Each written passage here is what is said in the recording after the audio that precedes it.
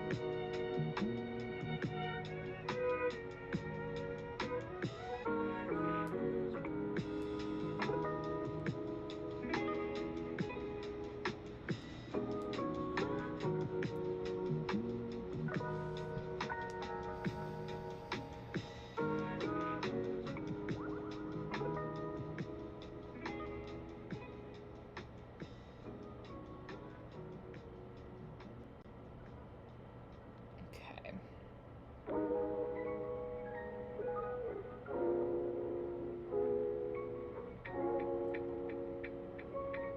Get these guys set up here. There we go. Alrighty. So welcome you guys to Human Design Hotline. I actually just got off a call with the couple wonderful ladies in my Patreon community. We did a little business audit this month to talk about how to use human design for your business, or just like kind of helping to refine a little bit about what human design can do for you, and just life advice in general that naturally happens. Welcome. If you guys are new here, my name is Brenna. I'm a human design reader, astrologer, and intuitive of 10 years, now going on 10 years, teaching you how to use the transits in real time. If you guys are interested, you could drop your big 3 in the chat below. We talk about all things human design, astrology, intuitive stuff.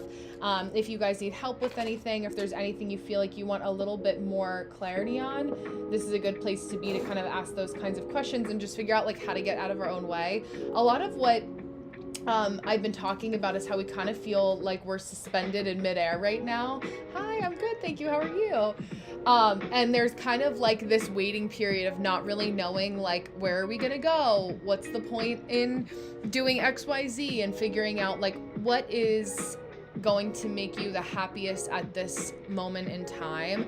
I have a lot of people that have been asking me about life purpose and what it is that they feel like they should be doing. So I've been having a lot of those kinds of conversations about, like, a lot of people are asking, I feel like right now, like, what's the point? What's the point in doing, what's the point in pursuing my dreams? What's the point in going to work?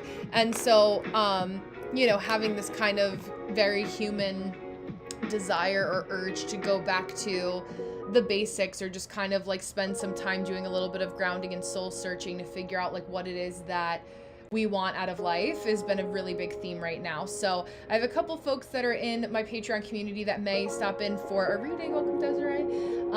So we will keep an eye out for them. But if you guys want to do a reading with me, the link is in the bio. The usual, you know where to find it. $15, 10 minutes is there. And then I am going to do a little work on my left-hand side here as we're waiting for a couple folks to come in. Let me see if this will actually...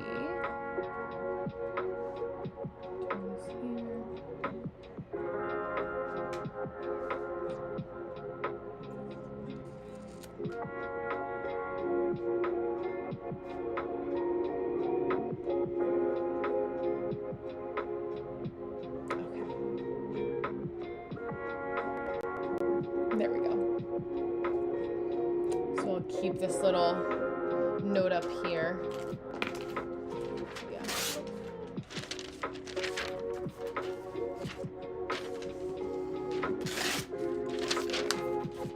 To my left-hand side. Hello, hello. Hi, Tiffany. How are you? It's nice to see you. Welcome, welcome. How have you been? I started to do some Saturday afternoons now, because with it getting dark out early, I was like, I only got one evening a week in me, if that sometimes. But I've been feeling this urge to really go back to the circadian rhythm of things. Yeah, likewise. Yeah, I literally was just saying that as I was hopping on here. Like, I feel like everyone's kind of collectively in a little bit of this like maintenance phase, like not really feeling the full push to start something new, but also like trying to find a balance. A lot of how the best way I can kind of describe the energy is, remember like when we were kids, for those of you who are millennials like me, we had this kind of like specific set of time where we had to go to like the computer room, or we had to like carve out time specifically to just be on the computer. And like after our computer time was done, we like left the room and went and did something else. Having that time to kind of like compartmentalize. Yeah, exactly. I feel the push but no real direction. Yes, that is like, I highlight that underscore. That's literally, I've even felt like that myself too, where it's like, okay, things are shifting, but we don't really have like a clear indication of like what the shift is going to be just yet. I think I know, at least in my line of work, that a lot of it has to do with this very like last degree of Pisces energy, just being a Pisces and saying like, okay, I know something's changing, I know something shifted, but like, what does that shift look like? So, you know, in the kind of interim, it's figuring out like, what can I do to keep like all my irons in the fire heated, so to speak, and be able to move on in a way, or move forward in a way that feels a little bit more productive. So it is like that like computer time where it's like, okay, I'm just going to clock in and do this thing for a few hours, know that this is what I need to do to make my money, to collect my paycheck, and then let me just kind of like figure out what I need. I feel like it's also this kind of core energy of going back to like just really nourishing our physical bodies as well, and figuring out like, what do we need. I know that for me, I've been really supplementing and upping my supplements by taking like vitamin D, because like being in the Northeast where it's like, you know, it gets dark out early and it's just kind of dreary, that's been really helpful. But also like once your body gets used to that, you know, and the novelty has worn off, like where do you kind of go after that, or what's the next step of things to do? So whatever the bite-sized piece is, I think is important. I'm curious to see too, for a lot of us, like how just even with this app and the new agreement that we had to, and I say this app, my YouTube folks, hello, I'm looking at the chat on my right hand side on TikTok, but like how we all just had to click agree. It feels like we're on the, hi Chelsea, how are you? We're on, like I was saying, like you know, we're about to turn back into a pumpkin at midnight kind of thing. It's like 11:30 p.m. before the clock strikes midnight on this app. And I think that, you know, TikTok is such a huge portion of our energy or attention, especially being in the US, that everyone's kind of looking at the new, more exciting places to be or to go, even if that's like kind of outside of the apps, right? Like I know for me, even having the call to go back and do some more in-person stuff, you know, I have an event coming up in February, and allowing myself to take the time, hi Brittany, welcome, to enjoy, you know, being in person again, and really picking and choosing and being very selective about where my energy goes. It's the metaphor that I keep going back to is like, it's kind of like we have this like dense fog around us, and if we try to all run through the fog, we're going to trip over the guardrail and fall off the other side. Whereas right now it's really about kind of saying like, okay, I see this fog, I know that this fog is here, but how do I just focus on literally taking it one day at a time, and not future tripping so much or obsessing too much about the future? Because I think what is overwhelming all of us, thank you, I appreciate that, Tiffany. I think what's overwhelming all of us is that we're trying to run through a fog that like is inevitable, but we have to really focus on like, what is the biggest bang that I can get for my buck right now. Me just even being here with you guys today, right? It's like want to be able to connect with my people and still keep in my routine of being live in some capacity. But I needed more novelty. Aquarius season is all about like making things interesting. So it's like with that novelty, I'm also dual streaming to YouTube on my left hand side at the same time. So whenever anyone gets a reading with me, I'm be sending it out later today for the people that got readings with me via live this week, they get a recording now. So it's like keeping that kind of like something fresh and new. And I feel like I'm like I can feel the push, and I want to be more creative on YouTube, and I've been growing that platform or this platform because I'm dual streaming again, like just kind of figuring out what feels like it's kind of like the fun, healthy next step of novelty, not being like, okay, I'm just gonna quit everything and do this now. My cat is going to come join us, you know, and allowing us to kind of see like where we can make things exciting again. So yeah, as I'm yapping, feel free, if you guys know your big three in astrology or human design, thank you, Zoe, you could drop your big three in the comments below. I'd be happy to pour into you if you guys feel like you need help in any other specific area or just need a little bit of a loving nudge. 1133 words of wisdom. I'm happy. Hi, Amanda. I'm happy to pour into you guys, but I think, yeah, we're kind of just in this collective, like, foggy kind of energy and trying to figure out, like, where are we going to go from here? What is it that we feel like we need to do to take the next best step forward? Not in a way, this isn't really a time, and I think that's the push of Aquarius season. It's still Saturn ruled, where although there's two planetary rulers of Aquarius season. Saturn, hi Dee. Saturn is the traditional ruler, and then we have Uranus, that's the modern ruler. So we have this energy that is requiring us to feel very grounded, to feel like we're taking like a slow and steady wins the race type pace. But that Uranus of like, okay, but like now what's gonna happen, right? And our Uranus is in the very late ends of Taurus right now. And so it's about to go into Gemini, which, yes, just as you're saying that, yeah, Gemini rising. So Uranus is about to be on your ascendant, right? And as a Virgo sun, to my Pisces bestie sister sign, it is that energy of like, an Aries moon, like so many things happening for you, like that anxiety that Virgo placements have, that Aries moon. The best way that I described it, and I'm going to make a post about this today, I'll film it today, but like being a manifesting generator too. I had somebody that wrote in on my live on Thursday night that like, what does waiting to respond really mean? And so when we're generators or manifesting generators, thank you for liking the live too. I appreciate that. Lets people know that there's good things happening here. But as we're kind of looking at it, that's so Raven, it's like when we, and Aries placements, you guys will relate to this too. Once you get an idea, it's like that's so Raven, like you see into the future and then you come back into your physical body and you're like, okay, but now I'm bored. Hi, Simply, welcome, welcome. Now I'm bored that I have to take all these steps to get to the vision that I just saw so clearly, because we're all kind of like, I feel like a lot of us are becoming more aware of our spiritual body, where it's like our physical human body vessel, the human in us, is trying to catch up with the spiritual. We're so aware of our placements. We see that so clearly. Yeah, Gate 17, yes, Gate of Opinions. I just mean like, I'm talking about manifesting generator energy specifically, like, and as a are you a projector Simply? But like we can see so quickly into the future and we really can embody it, and then we have to like remember how to have our body catch up. So there's a couple different elements of human design that we can refer back to that in astrology as well, but it's like, how do we kind of blend together that physical vessel with what our spiritual body knows that we're manifesting. Simply is a 4/6 emotional manifestor. I love the third person. I love that. So the archetype that is Simply is a 4/6 emotional manifestor. Gemini rising, the summer was rough, exciting, yes, but whoa, did you see it being a bit easier?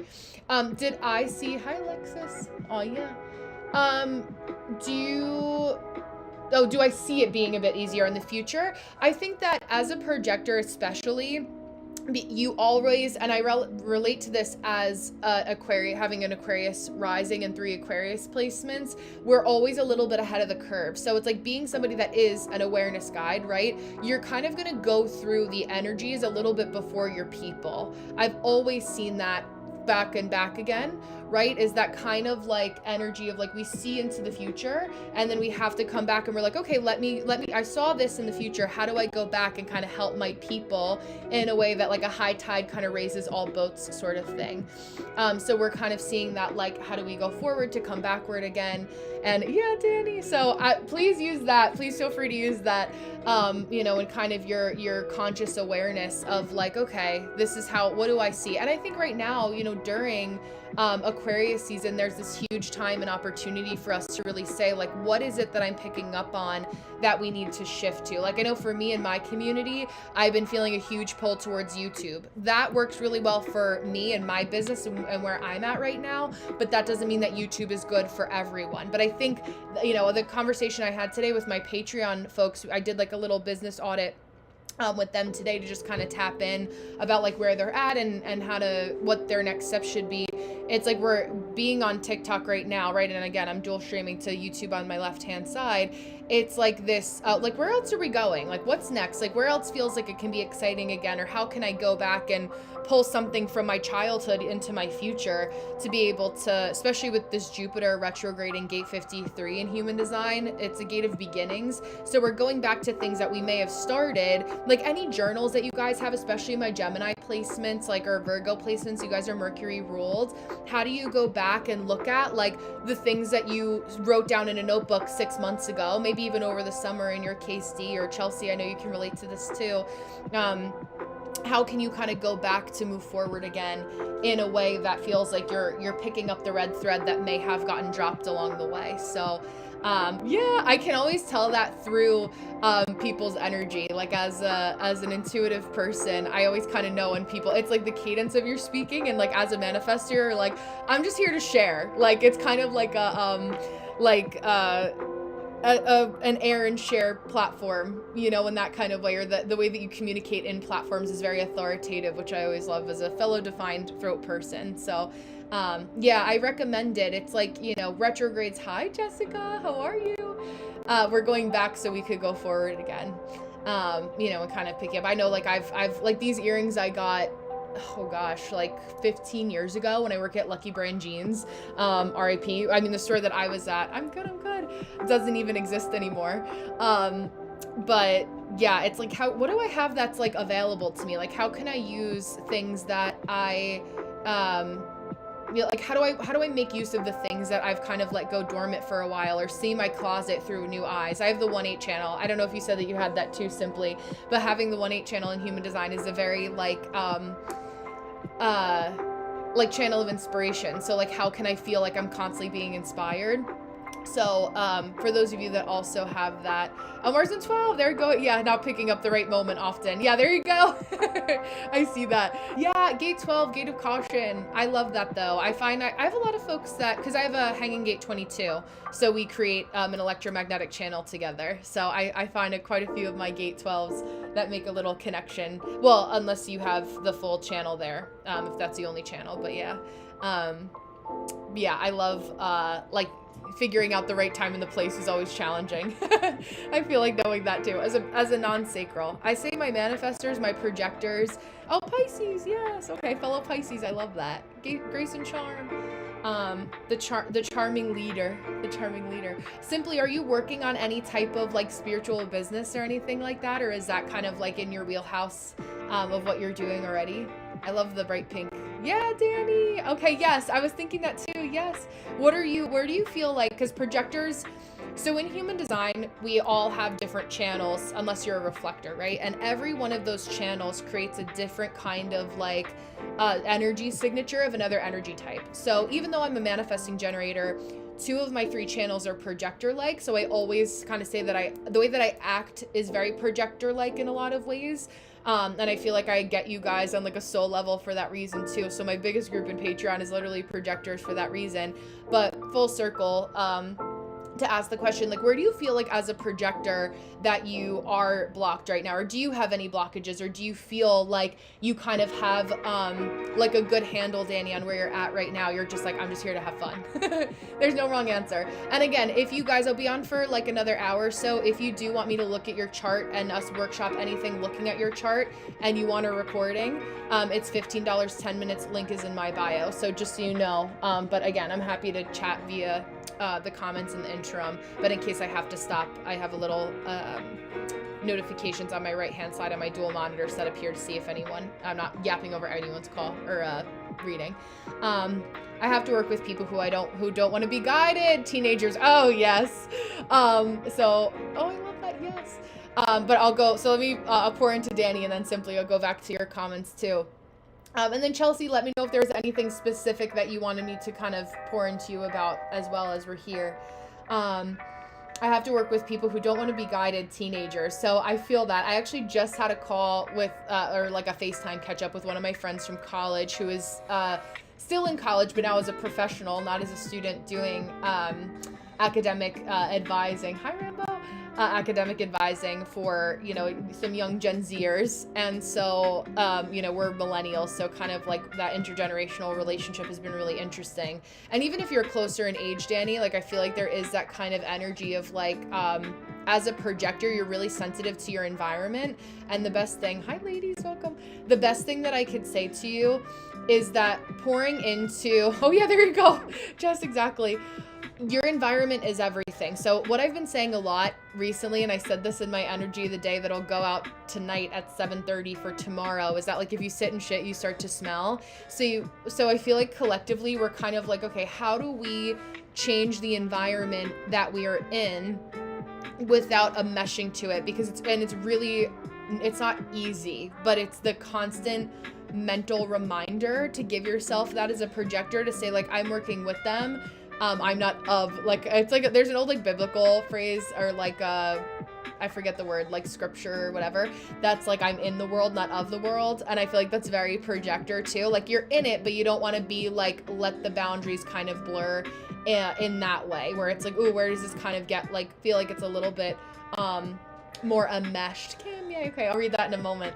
A little bit of mesh. So it's like, how can you remind yourself of what you're in it for, and say like, and focus, like for me, like when in doubt, and this is like, again, having that similar kind of projector connection, I don't focus on all the people that are not recognizing that I can help them, because I always know that there's at least one person in my work that appreciates what I do. And I have you guys every single day. There's, 11 of us, 13 of us here all together right now that have an appreciation, right? So it's like, it's just a matter of like reminding yourself that just because it may be not as big, or you're not exactly in the environment that you want to be in yet, how are you still like holding on to that core nugget of who you are and how you want to be of influence, essentially, because at the core of every projector is that like respect and recognition for like really being of good, divine service to the world in some way. So whatever that kind of core, like I always say for a lot of us, whatever job we go into, it's the right idea but the wrong execution, and the wrong execution is not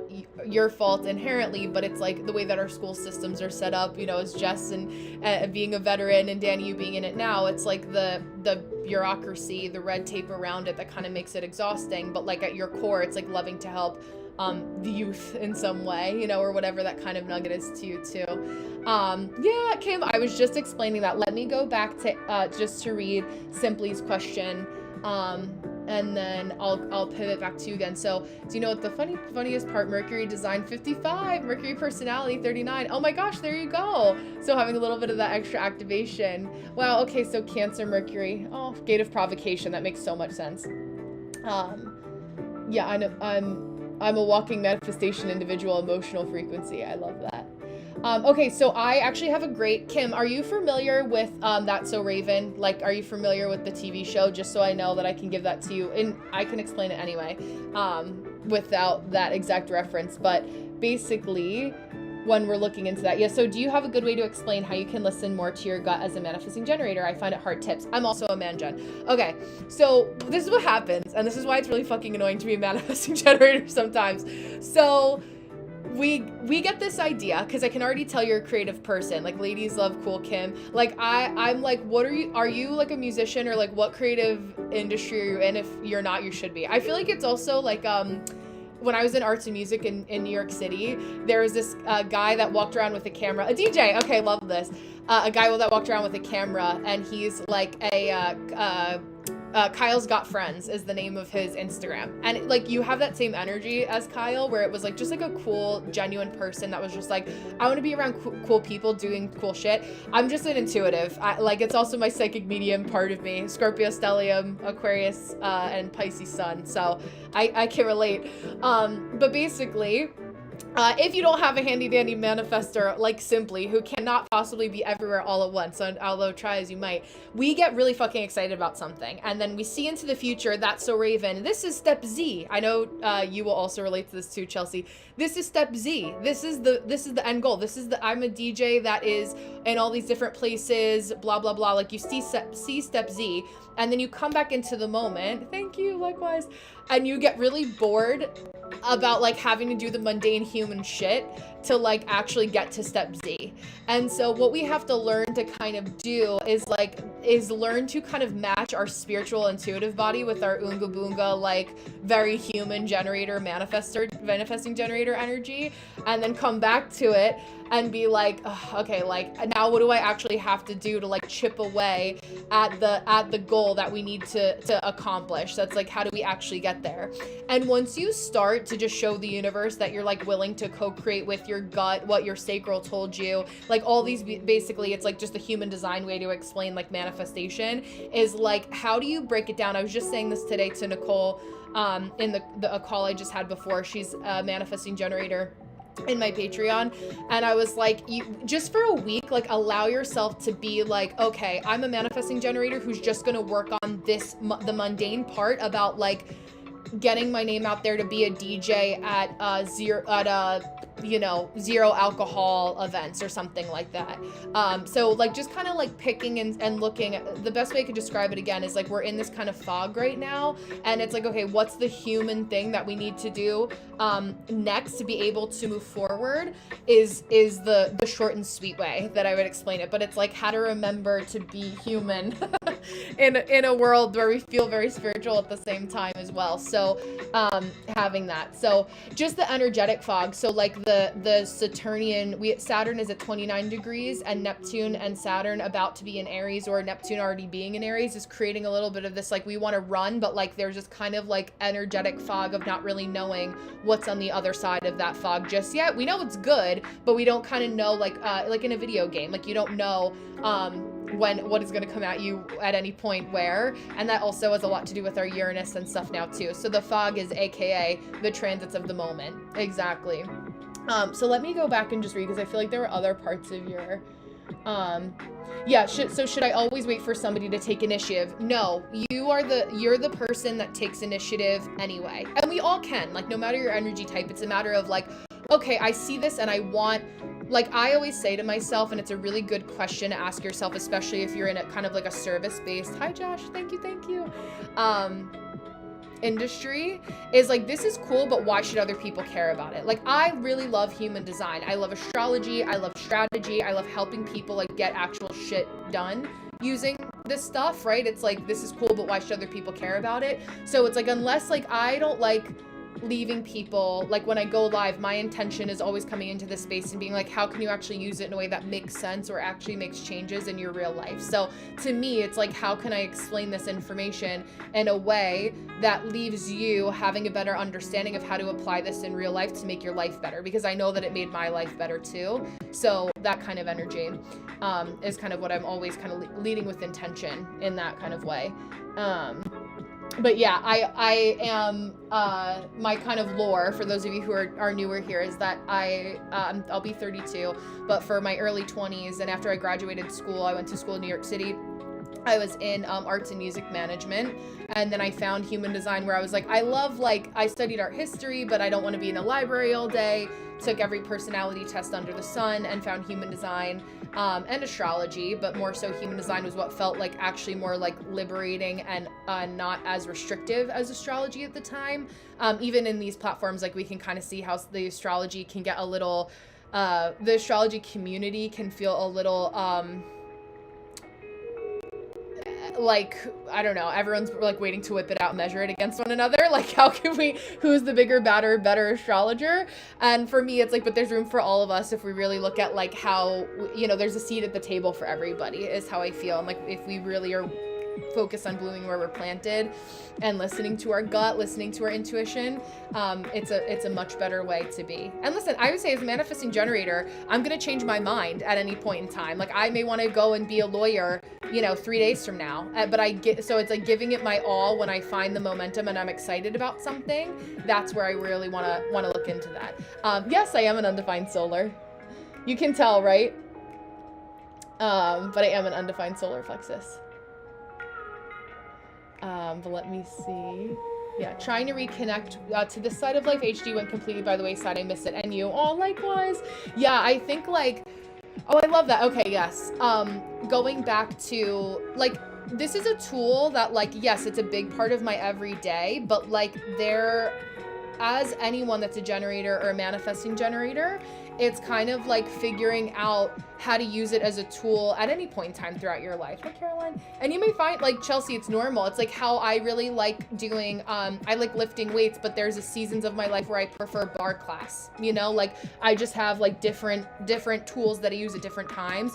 And that's also very much part of, like, the generator and manifesting generator experience is like we're here to try and make it fun. You know, it's like working out is always something that we should be doing to keep our physical vessels healthy, but it's like how we work out can always change, right? So same thing with astrology and human design and whatnot. Thank you, Wilson.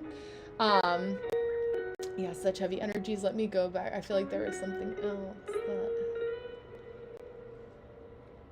be a manifestor. Yeah, manifestor. Yeah, I don't know. Oh, Sun in Gate 4. Okay, Gemini Sun. Earth in Gate 3, Moon in 18. Oh, Libra. I get a lot of Libra moons. Oh my God, so many Libras. Gate 18. Do you have the, no. Yeah, that's your only channel and you wouldn't have your spleen defined. But I love that. Yeah, it's really cool just to see how like everyone's different. Even as like there's only 5 energy types in human design, and that's like your aura type. So how your aura interacts with the world around you. And when we look at the combination, human design uses the same birth date, time, and location that your natal chart does. So it's also tied to astrology. We have our, if you're looking at your human design body graph, I'll show you guys the one that I have on my screen. Oh, that's not a surprise to me. I could feel that the second you walked in. It's like, this is what I want you to know about me. Here I am, as simply, hear me roar. But this is what our human design body graph looks like. This is actually a transit chart for tomorrow afternoon, but anything on your personality side is basically your natal chart in Western astrology. So if you guys have ever seen the My Human Design app or the Jenna Zoe, if you're familiar with her, she calls, there's a specific gate that she calls your greatest gift. And basically in human design, every one of our natal chart placements is broken down into one of 6 potential gate placements based on the degree of that placement. So if you are, I don't know, I'm trying to think of like something off the top of my head, but whatever the degree of your sun sign is going to be that specific gate placement. So I've been doing a longer series over on YouTube with all the gate placements and their different astrological connections. So that's been fun to do, to kind of teach people about the astrology of human design as well. So having that too. At least thanks, doctor. Yeah.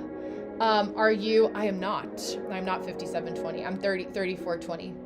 But yeah, at least I don't have gate 17. I would be opinionated. I think that you're opinionated regardless with gate 39. Like, I think you just have that like very like serious, like you kind of remind me of like a professor who's tenured at a university, and like anytime you see a new professor, you're like, but there's barrier to entry. Like, you must like, there's time. Like, it's like you wear kind of like a cloak or something like that. Like that kind of energy, like very serious. Like there's Like how can I like, you must prove to me, which is can be manifestor in its own way, but how can you prove to me that that you're worth your oats or something? Like I want to say something along those lines too. I'm wearing my pants now. There you go. I love that.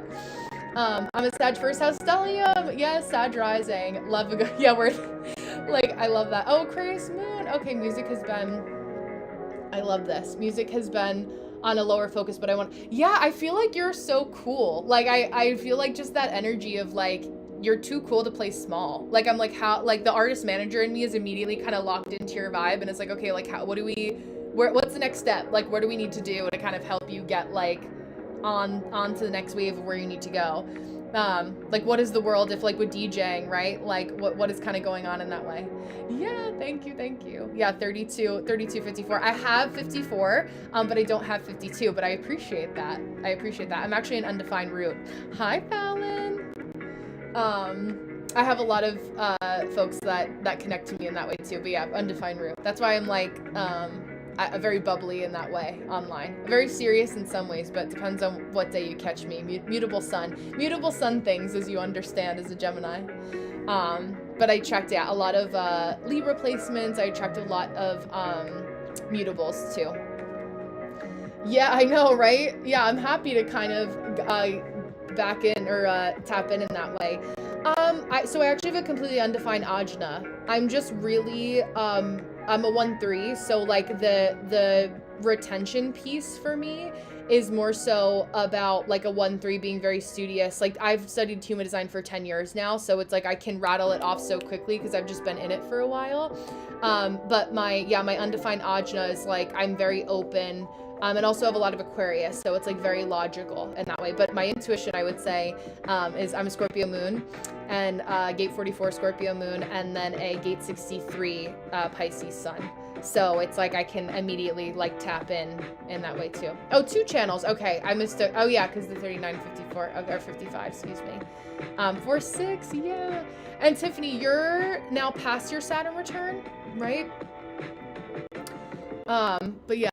Oh, hi Josh. Yes. Can you please explain the sun in Aries in the 5th house for career and fame? Oh, I love this. Well, automatically, I love your profile picture because it has that frequency of like you do command attention. Your energy is like very, it's like seductively playful is the best way that I can describe it as a Scorpio rising with a 5th house Aries sun, like romance and like keeping things lighter and always kind of playful, and people witnessing you always being in a like good mindset, having fun, but taking things seriously. It's like the best way I could describe it is being serious about having fun. So let me know if you have any follow-up questions to that. But being serious about having a good time is like the people just love to see people who enjoy what they're talking about, right? So it's like that is really big for you to get that connection to your people. Where can I find my gates? So I have like shameless plug for my chart generator just because aesthetically I like it. In my profile, you basically can go plug in your information. At the very bottom, I have on my chart generator a list of all the channels that you have. So you can like see them all in order. So let me know. And I'm slowly making videos about the channels too. Those are to edit. Hi Deanna. Hello. Yeah, okay, so you're already a 4-6. So as a 4-6, like you also are like the sum of the 5 people you spend the most time with. So making sure that you really have a grounded understanding of like who is around you. And like, again, like if we're talking about celebrity energy, I feel like all of us collectively have that desire in us where it's like, we know that we need recognition for the things that we want to be recognized for. So like, how do we curate ourselves to be with the right people? Hi, Steph. Hi, Jenny. In the right way, in the right time. Oh, I'm so glad. Yay. Thank you. Hi, Jenny. Thank you. Hi, Steph. Oh my God, Steph, I've been, the timing of your silent retreat, I'm like, I wish I could go. Part of me was like, wait, can I like finesse this? And then like, I sign up and just surprise Steph. Like, I would love that. But the timing astrologically for a silent retreat, like, please, share that with people before you're not allowed to talk to anybody, because astrologically, so helpful. Mars Pluto conjunction. But seriously, your lives are not handsome week. Oh my God, I love that. Thank you. I am. So I usually, if I don't get booked for like a later afternoon, I'm alive on Saturdays 2:30 to 4:30 Eastern Standard Time. I actually just started going live at this time last week. And then the other time I may or may not stay on Thursday nights, but right now I am still Thursdays from 7:30 to 9:30 p.m. Eastern. But I was gonna put that, and that's a good reminder, I'm gonna put that in my bio for like my live schedule being Saturday 2:30 to 4:30, like 4 o'clock. So oh, that was animal outside. But yeah, so thank you for saying that. I'm screenshotting that. Thank you for saying that. But yeah, okay. Oh yeah, so we have so many similar channels. So let's see, you have some Sag, Gemini, Scorpio, Sagittarius, Aries, and Pisces Aries, potentially.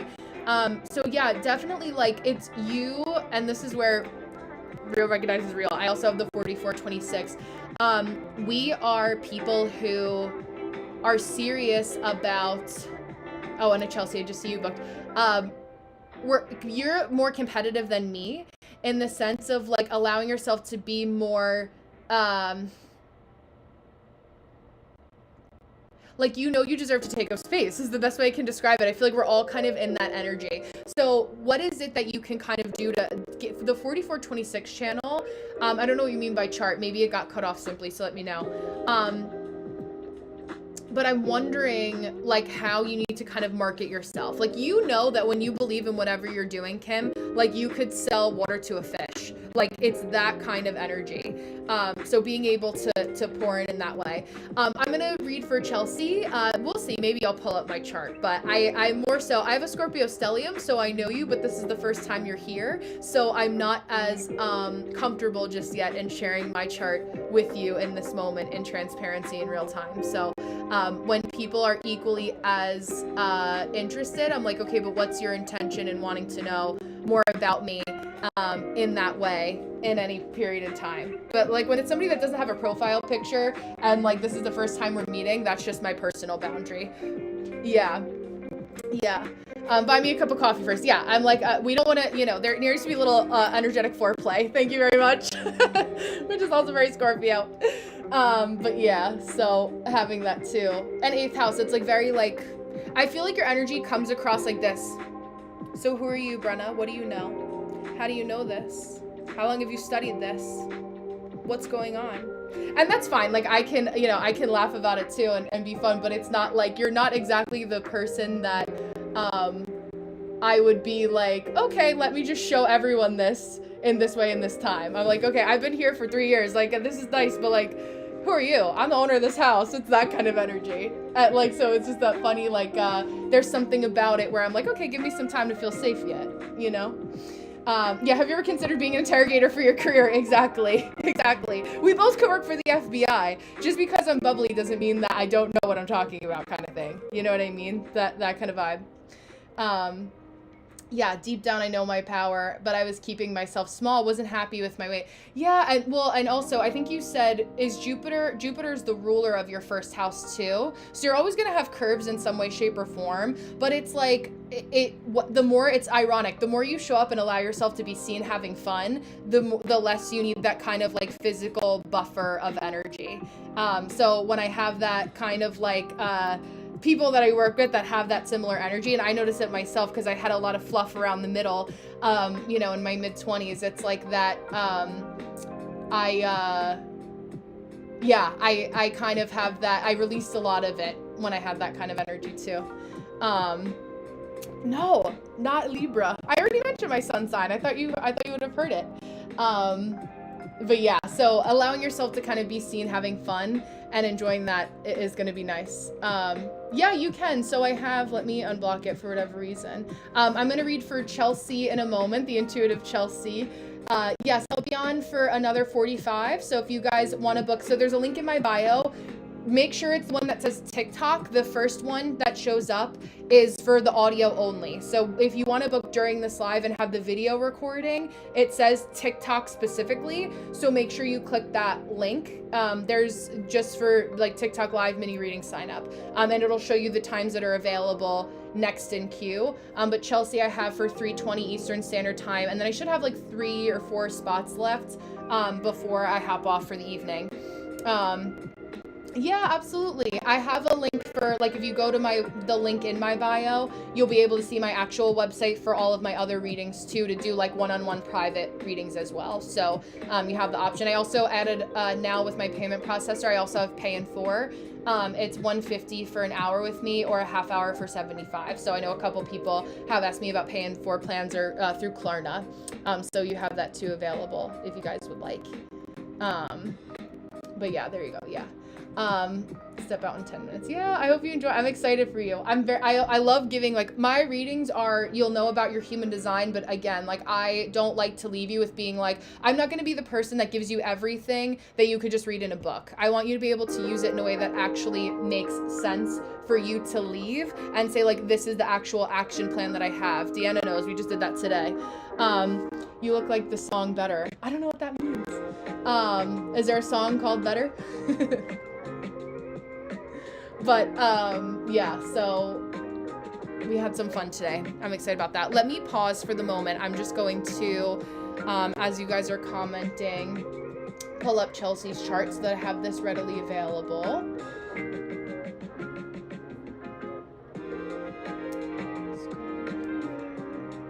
Okay. So I really should join. Yes, listen, girl, I'm here when you're ready. We had fun today, and I feel like it's just even like I cannot, especially as a 4426 channel, I can't sell something I don't believe in. So like, I only made that community because it was something to respond to. You guys asked me for it as a collective to have a place to talk with me a little bit more privately. And so I'm always like, give me, like, I can kind of intuitively anyway, I do intuitively sense what you need, but like for $22, it's not like something where you don't actually have access to me at all. So, you know, being able to be there with you guys and actually help you and be like, what the fuck do you actually need? Not like this is some community where it's like, comment 2026 guide and this is how you'll get the same, you know, ChatGPT regurgitated PDF sent to your inbox. Like that serves its purpose for some people, but like, I'm also a real person too that needed like a real fucking person to talk to me and like tell me what I needed help with. So again, that's my shameless plug to say I'm here for when you're ready at any time. And there's no like lock-in for a contract. Like if you need it for a couple months, Chelsea knows, and then you want to come back again, like it's not, no shame in the game. Let me see. Yeah, I need to pour myself some wine. Yeah, it's about, yeah, my kimono, right? I love a good Sauvignon Blanc every once in a while. You made my day today, Brenna. Aw, thank you. I'm so glad. I love to be able to, I'm screenshotting that too. I love to be able to pour in to my people. Yeah. Thank you. Aw, I appreciate that, Deanna. Yeah, as a Patreon participant, I'm so excited for all the practical advice. My progression guide. I love that. Thank you. Yeah, I just like, I want everyone to know that they have the ability to do cool shit. And it's like, for me, it's like, I am also humble enough where if I don't have the answer, I've at least done enough research to know like who to go to, you know, or who you guys need to go to for what's actually helpful, and like refer you to like, okay, like go to this page of this human design book, read that and sit in that and we'll talk again. But it's like, it's meant to be like an ongoing like spiritual gym membership to say like, okay, this is what we're doing for this month, this is what we're kind of working on, and how to move forward in that way. So 2 minutes and then I'll pivot over to Chelsea here and we'll keep chatting. In the meantime, let me pull up Chelsea's chart here. There we go. Okay, cool. No, I have a Scorpio stellium in the 10th house. So it's giving Scorpio. It's why like that part of my energy, like how I come across is like everyone thinks that I'm hiding something that I'm not. Like I'm not hiding, you know? So it's like, it's weird with having so much Scorpio and also so much Pisces. It's like, what does Brenna have behind the vault, or what makes her this way? But it's like, no, I'm pretty, like, my mouth gets me in trouble actually as a Pisces. Like, I kind of have been a chronic overshare for most of my life. So it's like, you know, ask me what you want to know. But there's also, you know, like, barriers to entry. Like, I'm not like showing my chart is like, hey, I just met you. I'm not going to take my clothes off right now. We're in the middle of this bar, you know? So that kind of energy. Oh yeah, like I look like someone trying to expose what others are hiding actually. Ooh, that feels maybe like it's a little maybe you didn't like what I had to say when I didn't show your chart.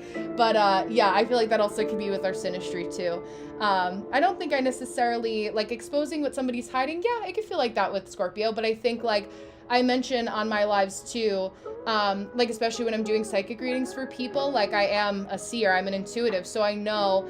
And just going on through my own heavy shit in life too, like I know when it's a time and a place to say something to somebody. But I think also, like you said earlier with your Mars sign, it's like having to learn the gift of the gate of caution is like knowing a time and place to be able to chat. Thank you, Josh. I really appreciate that.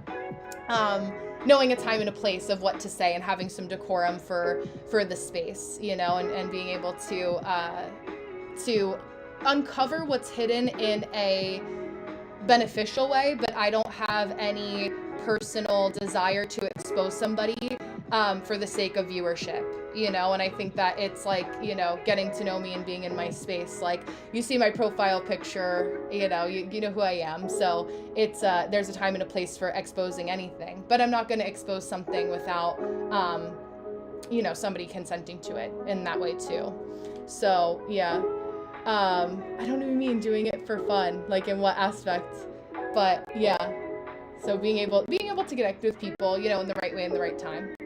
But okay, so I'm gonna pause that for a moment to chat with Chelsea here. So let me read Chelsea, and then Jenny, I see you booked. We'll have a little bit of a 10-minute break so I can go back to the chat in the meantime. And then we are at the 15-minute mark, so I also will look at that so we can go back here. Yay, yay.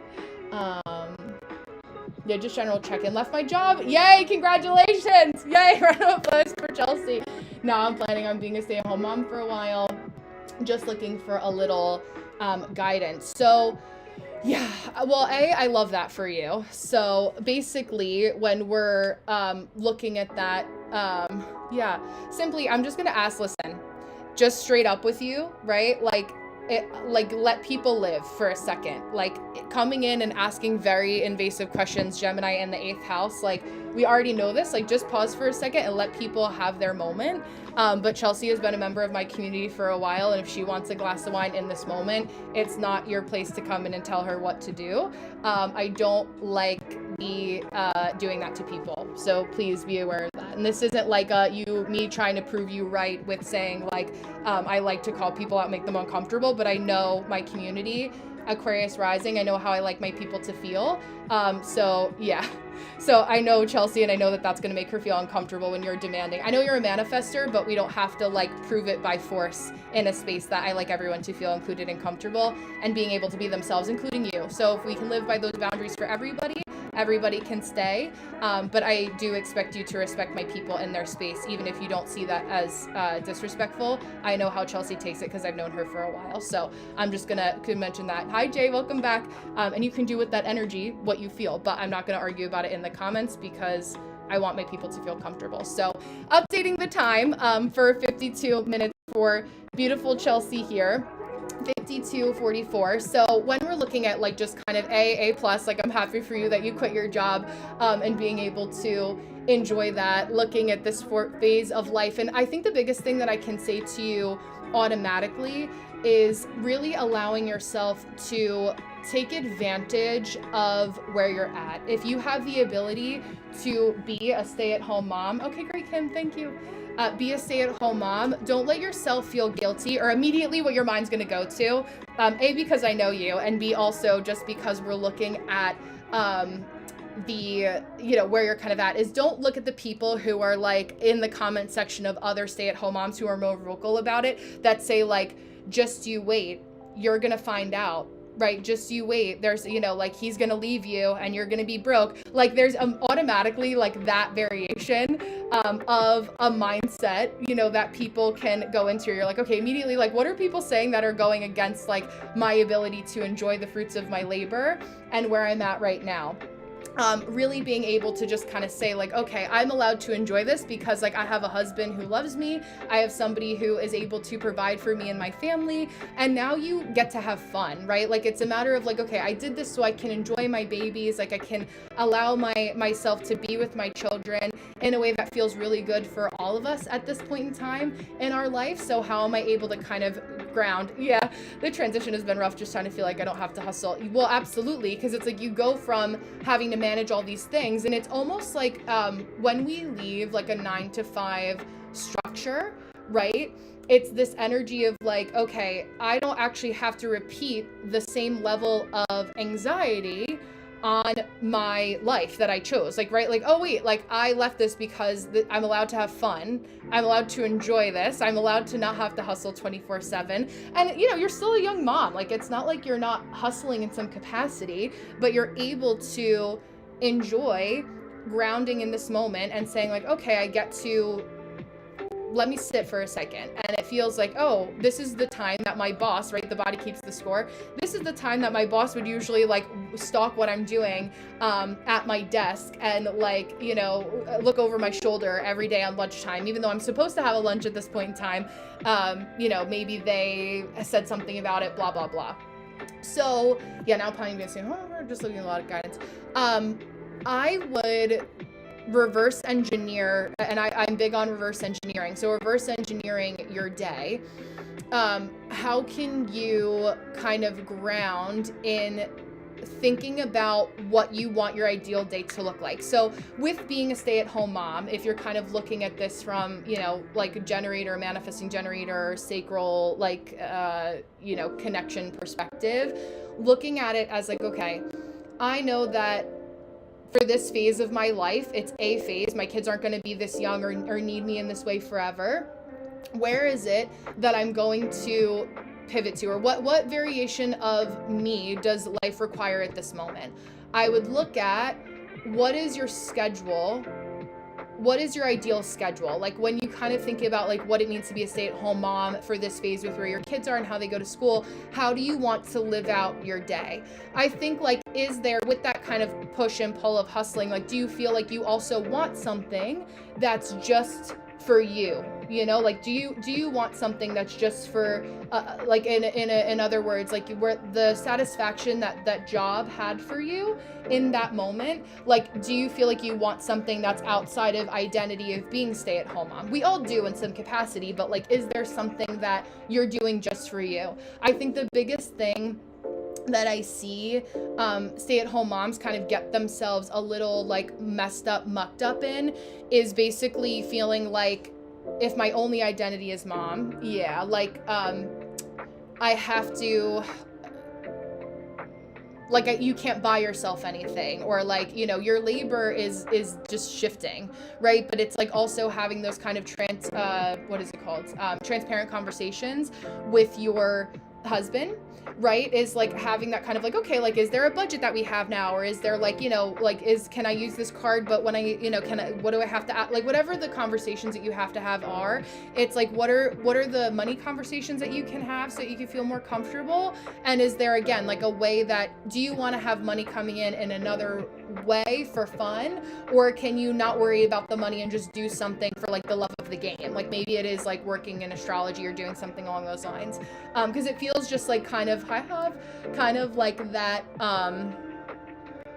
unsureness of like, okay, I know that I want to still have a pocket of time that feels good for me, but what does that look like? The other kind of way that you could go about it is like, okay, every morning, like I wake up an hour before my kids wake up, so that I know that like this is mom's time. Like this is my time to still be Chelsea, to read the books that I want to read, and maybe that's what that looks like for you. But I think like, you know, now in the mindset, and I'm always in a money mindset for most of my people, don't take that as being like, oh, do I have to feel bad about being a stay-at-home mom and not making something in that way, but just kind of for some self-reflection and personal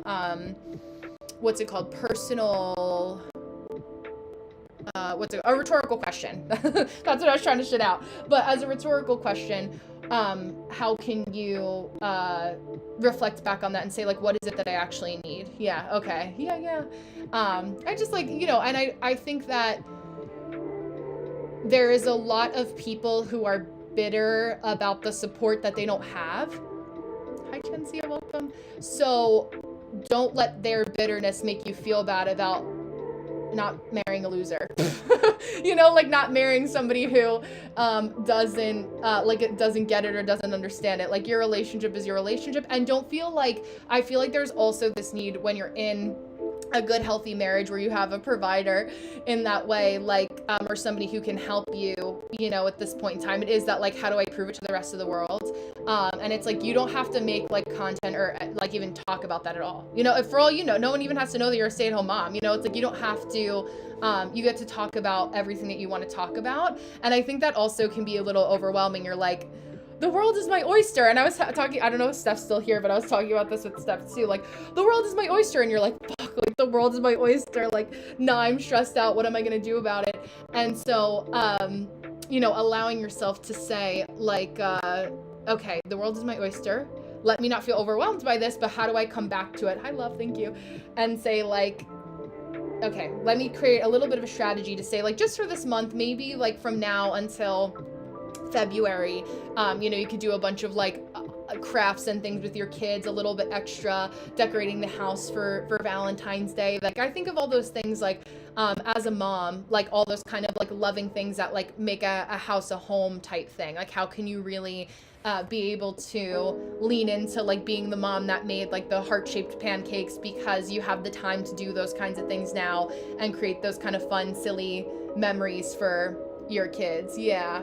And I think like with structure and boundaries, like time boundaries, it feels like more so like what feels like what are you looking to create more structure around, right? It's kind of like, again, you can answer it now, or rhetorical question, like how can you create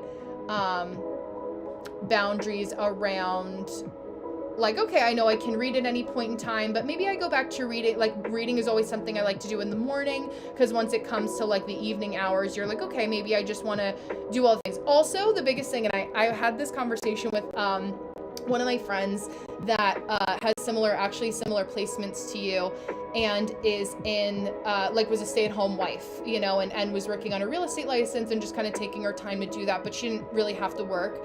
And but she still wanted to make herself known in some way and have that personal autonomy. And she was like, yeah, because I just like when my husband gets home, like I don't like that. I kind of hit my flow around like 4 or 5 o'clock when I have to make dinner. And I'm like, hi Sam, hi Hop, hello.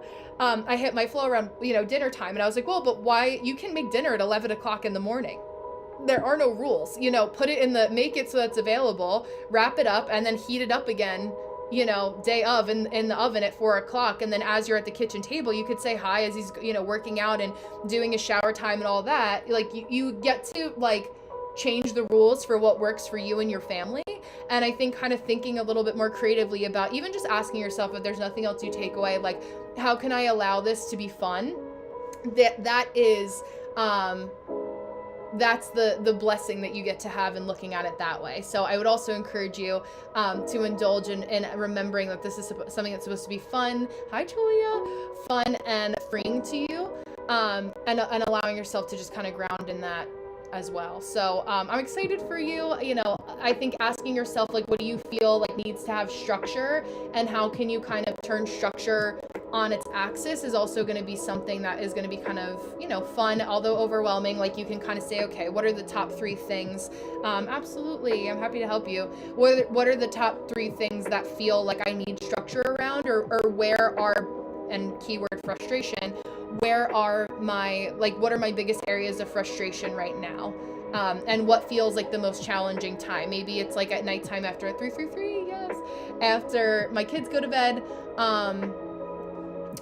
What is it that I like to do, or what feels the most frustrating about that time that could be a little bit easier? So I would allow yourself to explore that. So I have a few minutes before I pivot over into Miss Jenny, beautiful Jenny here. So if you guys have any questions or any comments in the interim, please feel free to ask them. But I'm happy to have you guys here today. It's a nice Saturday kind of refresh. I love a good Saturn ruled day. I feel more alert and alive on a Saturday. Always feels good. Let me write this down. I want to make sure Kim audio. I'm going to get that to Kim today too, because today will be a good day to do it. Yeah, Jenny, absolutely. I'm happy to help. Yeah, and I think I said this, but again, Chelsea, if you have any follow-up questions to that, let me know too. And then I know I have Jenny's chart here somewhere closer to the top, so let's take a look.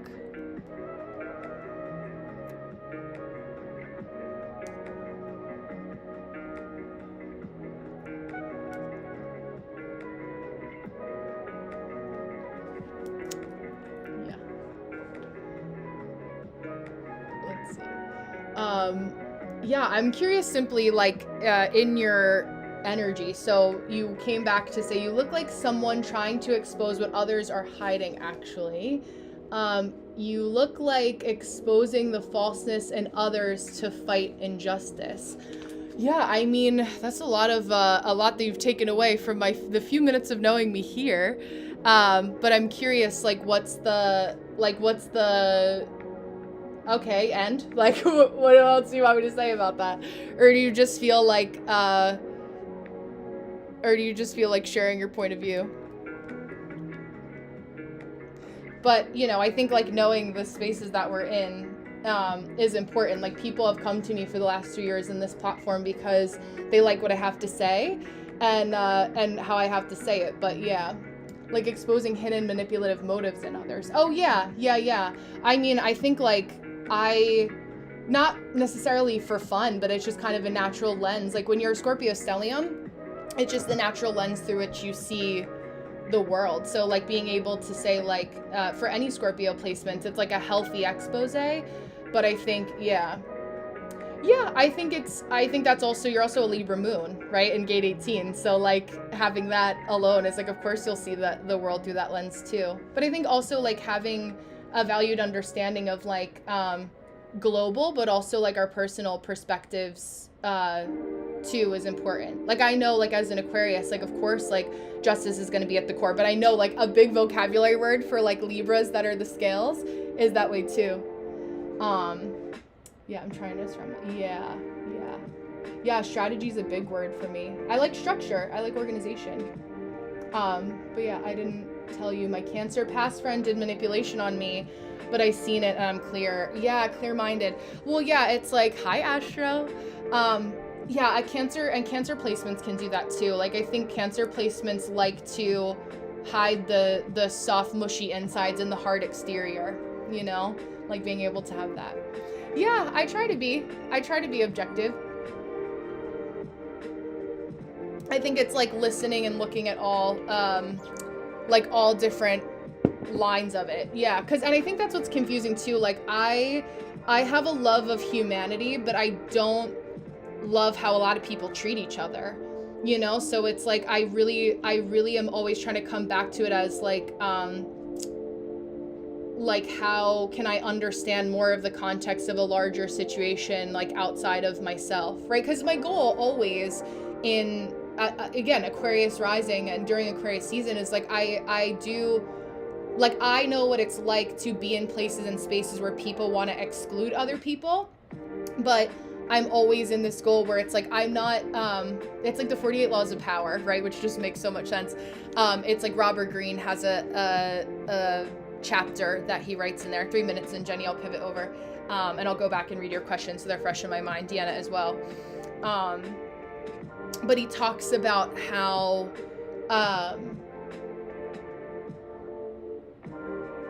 you like having a common enemy in a group setting, and I'm like, yeah, like that could be helpful, but I feel like it's the common enemy like is not a person. Like for me, the common enemy is like incorrect information or people making feel bad. So yeah, I imagine you otherwise, like people projecting onto you and blaming you for their projections. Yeah, that's real. I see that happen a lot. Absolutely. But you know, again, Scorpio, like I know where it comes from. So it's like even in those moments, like I still know where it's coming from. So it's like, I know why. It's kind of exhausting. Like I think sometimes like as a Pisces too, I really look at like, I think it was Albert Einstein. Hi, Rose. That's the Pisces. And he was like, yeah, like the more you know, like the more depressing the world can get sometimes. And I definitely went through that kind of like, yeah, I have to remember to be a human that like also has fun simultaneously. Yeah, absolutely. And it's like, again, like I know where the projection comes from because I know myself, you know? So it's like, I know, like, it's like if somebody was like, your skin is fucking blue, bitch. And I'm like, that's nice, sweetie. Have a nice day. Like, I'm not going to argue with something that I know isn't true. I'll still stick up for myself, right? In certain places and spaces, but I'm like, okay, like it doesn't, to me, somebody projecting a perspective of who I am onto me is the same thing that I know isn't true, because like I spend as much time as I can in a healthy way with self-reflection. You know, it's like somebody saying like, oh, you seem like you're out to get other people, or like you're a bitch, like okay, like the sky is, you know, now gonna be, I don't know, green. Like it's like those kinds of things I think are important, and what this kind of work deserves too. But yeah, and Deanna, like going back to what you're saying about, yeah, she tried to project that my mom is my only identity from her pain frame. And I feel like what you talk about, also Deanna, like I never hear you mention your mom. So it's like my perspective of you is not that at all. So it's like, and again, people can really only most times see you from their frame of reference, you know? So, okay, so I'll pause there for a second and then I'll look at this. Yeah, hi, Angel. Wait, Angel. Welcome. So I just want to pivot over into beautiful Jenny, but I love this conversation too. So, and it's so helpful, and thank you. Like, it's good on, like boundary setting as well. Okay, so for Jenny, let me go back to Jenny's question. We're at 0, 10, 26. So we are, yeah, I'm ready to quit my job and just wondering where I can thrive best with kicking off my human design business. I'm ready to take a leap of faith. Well, I love that. And I think also you probably find similarly to Jenny, like some things that I said to Chelsea, because I think you're married if you're not. Oh, being a mom. Okay, I'll go back to that too. Well, you have a child. Like, what else do you expect? Are they childless? Do they care about their children if they have children? That's what I was always look at. Let me see. Oh, but being objective is definitely a superpower. Oh, that was, yeah. I'm trying to surround myself with better people. You were talking about being around 5 people. Oh, yes, as a reflection. Yeah. Okay. So, again, Jenny, like if you are in a position where you have the ability to create something out of like sacral gut excitement, fucking do it, and don't feel bad about the fact that like you are allowed to not have it make money before you figure out how you want to make money sustainably. Because with your chart, but also more so like just intuitively kind of, you know, feeling about how we've talked about with your gate 40, the way that you grew up, it's like you're learning to, like you're reparenting yourself through the creation of this business, right? So what's also happening right now, because we're at like the beginning of the new year in human design with gate 43, is gate 41, excuse me. Gate 41 is known as the gate of contraction. So with the gate of contraction, it's like the labor pains of creating something that you know needs to be out there finally. And I think it's a matter of like help people with the use of human design in a way that you find, hi Waterwind, that you find exciting. So what is it that feels like the variation of what's most exciting for you? And I think that it goes for what I was saying earlier about taking it slow to strategize, you know, a little bit more in that's so Raven. Thank you, Edwin. That's so Raven kind of moment. You see what you want it to be, and that like, you know, A through Z, you see the Z. Hi Gilbert. You see Z, and then you come back and you're like, oh, like like now I have to do the human thing. Like that's what I keep coming back to today, is like we have to remember that like as spiritual as we are with our disciplines, we have to do like the human, making our body catch up in the age of technology. So I would encourage you to kind of just like look at like what variation. So the first question that I'll pose to you, yeah, I'll film it tonight, and do a little editing after, we're off today. And then again, I'll be back Saturday. I'm just gonna say Saturday. I feel like Thursdays, like I'm gonna ask my Patreon crew first if you guys like Thursday nights, but I feel like Saturdays will be my only day here. I just like the energy of them better. I'll stay on a little bit later than I was going to, but yeah, but again, reframe in this moment as a manifesting generator to reflect back to you as one too. Like, what is more exciting for your sacral, A, and then asking yourself, with the reframe, Jenny, like checking in with your gut, do you want to focus on, and I start with this with all my clients with mentorship, like, do you want to focus on having these platforms pay you? Or do you want to use your platforms on free marketing so that your people will pay you? And what variation of that works? Now, for me and for who I am not the girl on Instagram who's going to add on the many chats feature, which is that feature that we've all seen, especially in spiritual businesses. That's like, I said it earlier, like comment gut, and I'll send you, an automation that sends you like that. And listen, if that is truly what you feel is going to work for you, do it. Don't let my personal opinion of what I want, how I like to live be a negative for you just because I said it and I'm sure of myself, right? That's an important distinction.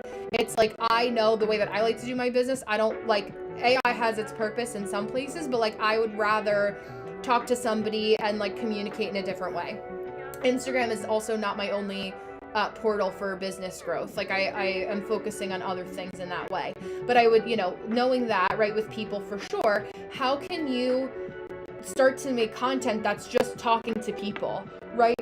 I think that what I notice for your generation specifically is this, and you're social media savvy, so you're already a little bit advanced in that way. Everyone is different, exactly. Where understand that like tech moves very quickly, and if you have step one, if your video is not clear, people are going to be sleeping on you. We are in that kind of energy of like, so many people are painting like have good content right now and painting this like clear picture, like my video is very, very clear, that if your phone is like glitchy, already people are scrolling. Have a good microphone. I also find it helpful, like having a somatic thing, like especially if you're in the process of creating content, like having that little microphone. I'll just ask simply, I'm happy to look in a moment, but I'm reading for somebody. If you could hold on and psychoanalyzing me, that would be great. And I'd be happy to talk about it in between, but just put a pin in it for now. I'm reading for people now. I'm happy to lean into that space, but not 24/7 while I'm reading somebody else. But basically, when we're looking at this, Jenny, I think having like a physical microphone or something along those lines is also going to be helpful to have you feel more confident, because it's not just about people looking at you, right? It's like, I have a microphone, like there's something here, and get like a good one, like the lavalier is like I think it's a type of clippy thingy that they call it, but I like to hold a microphone. I find it helpful, and also just helps with audio quality, because it does what Zoom does when you're on a reading, and it diminishes any kind of background noise. So automatically too, if you don't have a mic or good audio, I know a lot of people, including myself, listen to TikTok on silent or social media. So and having captions too for that reason. That's already something that you kind of have to make sure that before you film the content. And I think just reverse engineering here too, because you're a 1-3 like me, like write the outline, like first write the outline before so you're not just going in there being like, I know I want to post 3 times a day. Kind of think about where you're a novice in this too, and when you're willing to understand like where you're in kind of the beginning stages, it allows you to know like, okay, like I know that I don't know how to set up a microphone to my phone right now, so instead of me thinking like I want to go and just talk to the camera, like know that you want to give yourself, like I call it buffer time, of being able to have that like buffer time to figure out what it is that you need to do to make sure that you're setting yourself up for success when you actually do the filming. So it's all those kind of like little things that go into our spiritual businesses or businesses in general, even if your business is a spiritual one, that help help you to get more clear on making the content better. And I think, again, like as a 1-3, and I was just talking about this with Deanna today, like, who is your audience? Like, who is kind of the ideal person? And again, you can drop that in the chat now in the last couple minutes we have together, or you can be able to, or you can, think on it later, do a little bit of both. But being able to think about, like, who are the people you're talking to? Who are you talking to? Reminds me of that TikTok audio. But who are the people that you can talk to that want to hear human design through Jenny's voice? And I think, is it the people that are a little bit more advanced? Like, do you enjoy people who have, like, talking to people, women in their second era? Okay. And what does, like, you could title it the second era series, right? So it's like being in the second era. What is it that you find that people have, and I'll have you answer this, and there's no wrong answer, right? We're workshopping. This is the 50%, the messy middle part of it, so that we can help you organize this a little bit better. But who are yeah, absolutely, Waterwind, I'm happy to help. They no longer want their identity to be career or caregivers. Okay, I love that. So it's like finding fulfillment outside of, like, external validation, or the word that it's funny because maybe I channeled this for you this week. Intrinsic motivation and intrinsic motivator has been something that, yeah. So I love that. I'm happy to ghostwrite that for you. Use the phraseology of that. And again, I'll send you the recording after we're done here, so you can take a listen. But yeah, like, what are the intrinsic motivators for other people? And I think, like, I don't know, like, I like fashion and getting dressed every morning. Hi, Aaliyah, how are you? Just for the sake of it. Like, I like doing that just for the sake of it. So, like, fashion is something that's a fun way for me to express myself. I liked looking through my old jewelry today and finding new earrings. That's an intrinsic motivator, something that, fulfills me outside of it. Or I say to my husband, as we're talking, like, he'll be like, it's just my friends that are coming over. Like, it's just my, like, you don't have to be worried about blah, blah, blah. And I was like, no, but I have, like, as a woman that it values hosting people, when somebody comes over, I'm never going to be the person that's like, just here guys, here's a bag of chips, do with it what you will. Like, I have a certain way that I like to be hospitable and having people enter my home. So it's like that whole, like, thing with the buttons that was going around. Yeah, exactly. Like, if people are coming into my space as an introvert, believe it or not, it's like, I appreciate the, dance that is hospitality, and exactly doing that exactly right, as it's much for me as it is for them. So, like, thinking about how to explain that to people, I think, is important. And I think noticing, like, when you're kind of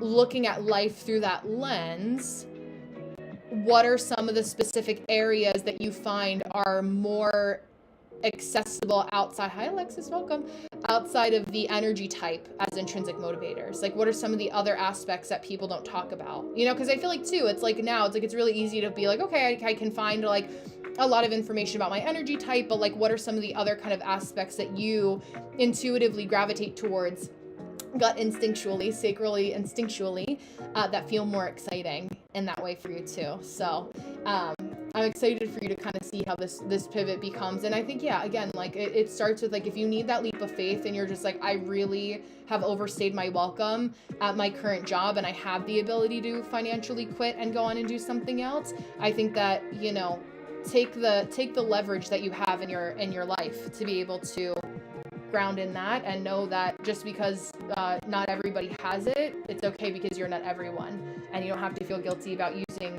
the leverage of what you have available to you. So I will pause there. Let me know if there's anything else that you have questions about, or any other questions in the interim, and I'll probably be on for another 15 minutes or so.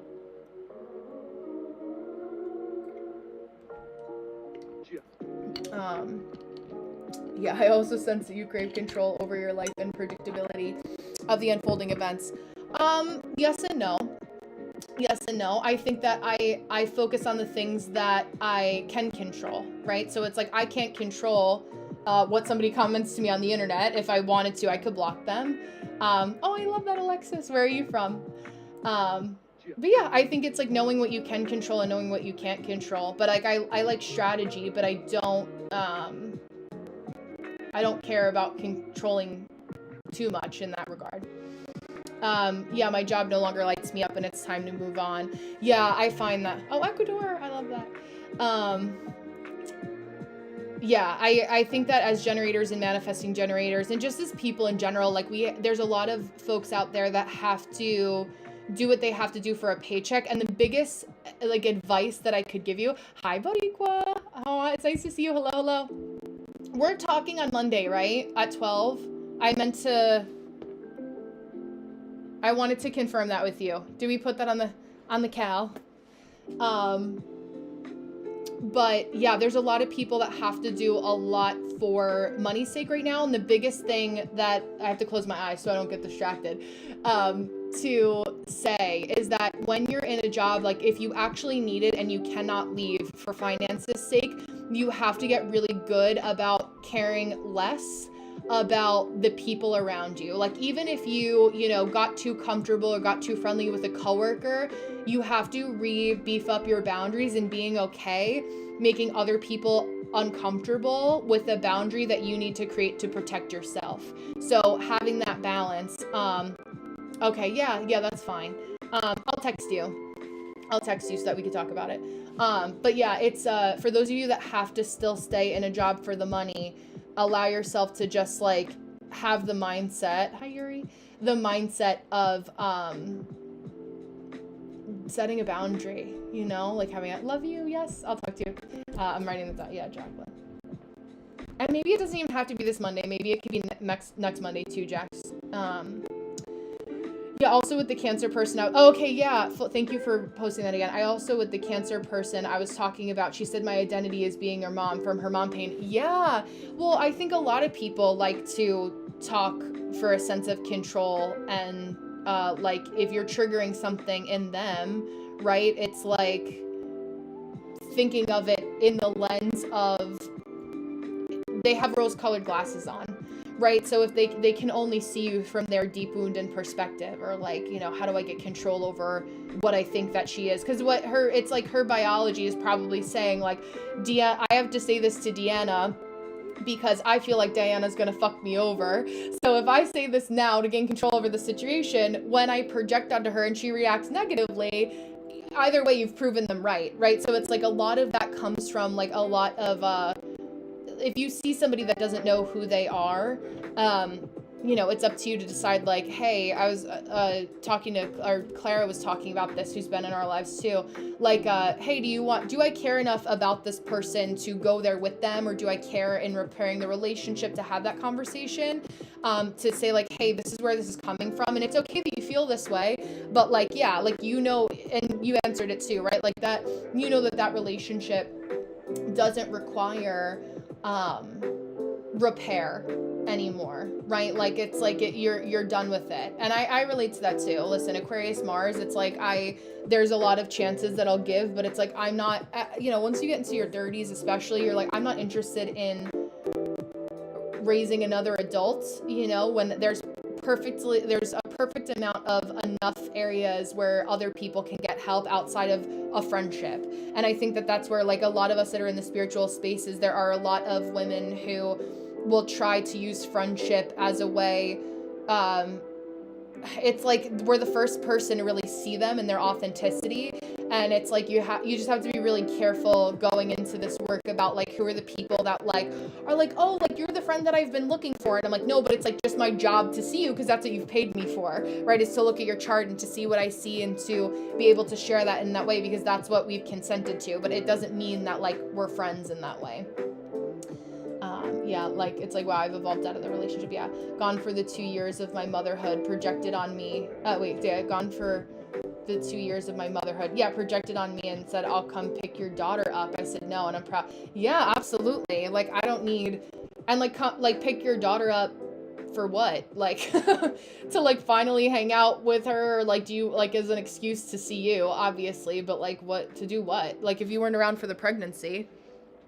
or the toddlerhood. Like, yeah, it just gives you a good kind of understanding. Give me free time. It was right. Yeah, it's like I feel like again, Cancer energy, it's like also that like wanting you to be mommy too. So I wouldn't it's kind of like the like Cancer energy and some Aries energy is like it's a luminary, right? So as you know, we've talked about this, and you know, like having a Leo rising, you express the good, like healthy boundaried versions of this placement, but then it's like it's such a you're so aware of its downfalls that it is an extra trigger, because that that version of them acting that way with their Cancer placements is like how you would act if you were out of alignment. I hope that made sense. It's like because you have Cancer and Leo placements and you see someone else with Cancer and Leo placements, you know that it's like that's not how you're supposed to act like that. But a lot of Cancer and Leo placements, when they have, and just people in general, when they have like mommy or daddy issues, or they don't get the attention that they're supposed to in other relationships because their relationships aren't healthy in that way, they seek them out in the people who they see as kind of like the low-hanging fruit. So like because you show positivity and you show that positive mindset, they're like, oh, well, I want that positive mindset from my husband or a partner, but because I don't practice them effectively in those relationships, or I didn't ask for them properly in those relationships, I'm gonna excuse me me talking too much, I am going to try to get them in a way that doesn't, it's the toddler who shoves themselves in between their parent and the countertop when they want attention, but they don't know how to ask for it yet. Is what I was trying to shit out. But yeah, she didn't ask me what I needed. I looked at her as the emotional queen, but now I see different. Yeah, see, I don't like that. I'm sorry that happened. Yeah, I think it's just, I mean, listen, the good thing is that you caught it and you know that it made you uncomfortable, and you know that you want to show up differently the next time. And it's like, you know, it's like we have to unfortunately let certain people go so that there's room for other more authentic people to be able to take their place. And even if it's like, you know, you don't have to rush to fill it up right away. I feel like there's a lot of that too. My space heater. Yeah, I'm sorry, but I was so happy it encouraged me. Yeah, absolutely. Yeah. Oh, as it should. I think it's just validation that you know that you're like, boundaries are not, it's like I say, like boundaries are not always comfortable for people to set. Your body, like if your body has known, especially if anyone's been around or in like violent situations, and I have sensed in my orbit a lot of people that have kind of been victims of that, for lack of a better way, you know, like just to put it straight in that way. Like your nervous system feels like anytime you stick up for yourself or speak up for yourself, like there's violence on the other side, even if it's, you know, emotional abuse or, you know, worse. And so it's having to temper, you know, your physical anxiety with that, and know like, okay, is this situation like actually making me unsafe? Tempering that too is important. Just kind of being aware of what the somatics of your body is telling you. It's like when you overthink about, like, I say, like, drinking the green juice doesn't taste good, but we know that green juice and the things in it, you know, that make it green, or green foods are good for us, but it's a matter of finding, like, what green foods agree with us the most. So also applies to people too. Who are the people that actually deserve to be in our space and feel like the aligned people, and, you know, nobody, it's a Eleanor Roosevelt quote is like, nobody can make you feel inferior without your consent. And I really live by that too, where it's like, if you really look at like other people and what it is that they whatever their motivators are, good or bad, it just helps you to kind of feel like, okay, like I know what I'm looking at objectively, again, that word objectively, so I know what it is that I can do to show up for myself better in this situation. It's not about changing other people, but like changing yourself and how you react, and then the other people that actually want change for your business and what we talked about specifically will find you. So but yeah, let me know if you guys have any other questions, curiosities before I hop off for the rest of the evening. If there's anything else you want to chat about in the interim, let me make sure I have that Hi, Callan. Welcome. But yeah, thank you, Jenny. I appreciate that. Thank you. Yeah, I think it's like, and online too. Opinions are like assholes. Everybody has one, right, Deanna? We were just saying that earlier. So it's like, just because somebody has an opinion doesn't mean that I need to acknowledge it or, oh, hey, thank you, Jenny. Or, you get to decide. It's your space. You get to decide what happens. It's like, I see these lives as my home. So it's like, whatever, who do I care to let in the door today? What conversations do I want to have today? What is it that I can do to lead by example today to help my people know that it's possible for them too? So, I'm very, as you know, yeah, absolutely. I like keeping my space safe for people. That's like, if I wanted to have like a crazy live, I always say, like, when you're on TikTok specifically, yeah, I'm happy to. When you're on TikTok specifically,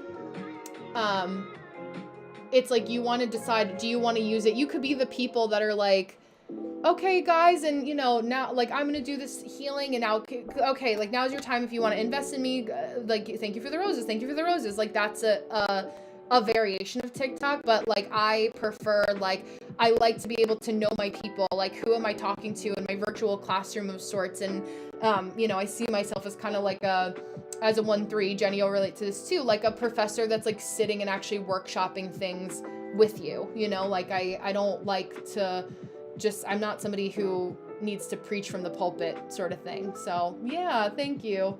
Because I honestly, it physically repulses me to be any other way. Even if that means like, it won't get me to 1 million followers online or whatever. Like, I don't care. The number is like irrelevant to me. It's like, I'd much rather, like, I appreciate quality over quantity for that reason. So it's important. And I think eventually we can all have both, but at least for this point in time, I'm transparent with where I'm at, and I don't have a need to pretend to be anything that I'm not. If I wanted to be, I'd still be in the arts industry. Yeah, exactly. That's what I always say, like, as long as I know, yes, as a 4-6, exactly right. It's like, hi, Amanda. As a 4-6, you really want to be able to, like, again, it's a sum of the 5 people you spend the most time with. So yeah, thank you. I appreciate that. And I weed out the ones that I don't want to be here, they don't last too long. But yeah, it's like for me, it's like there's a time and a place for everything. Yeah, I don't have to wake up in my underwear every day. Yeah, exactly. Exactly. Yeah, because I feel I don't want to be, thank you. I appreciate that.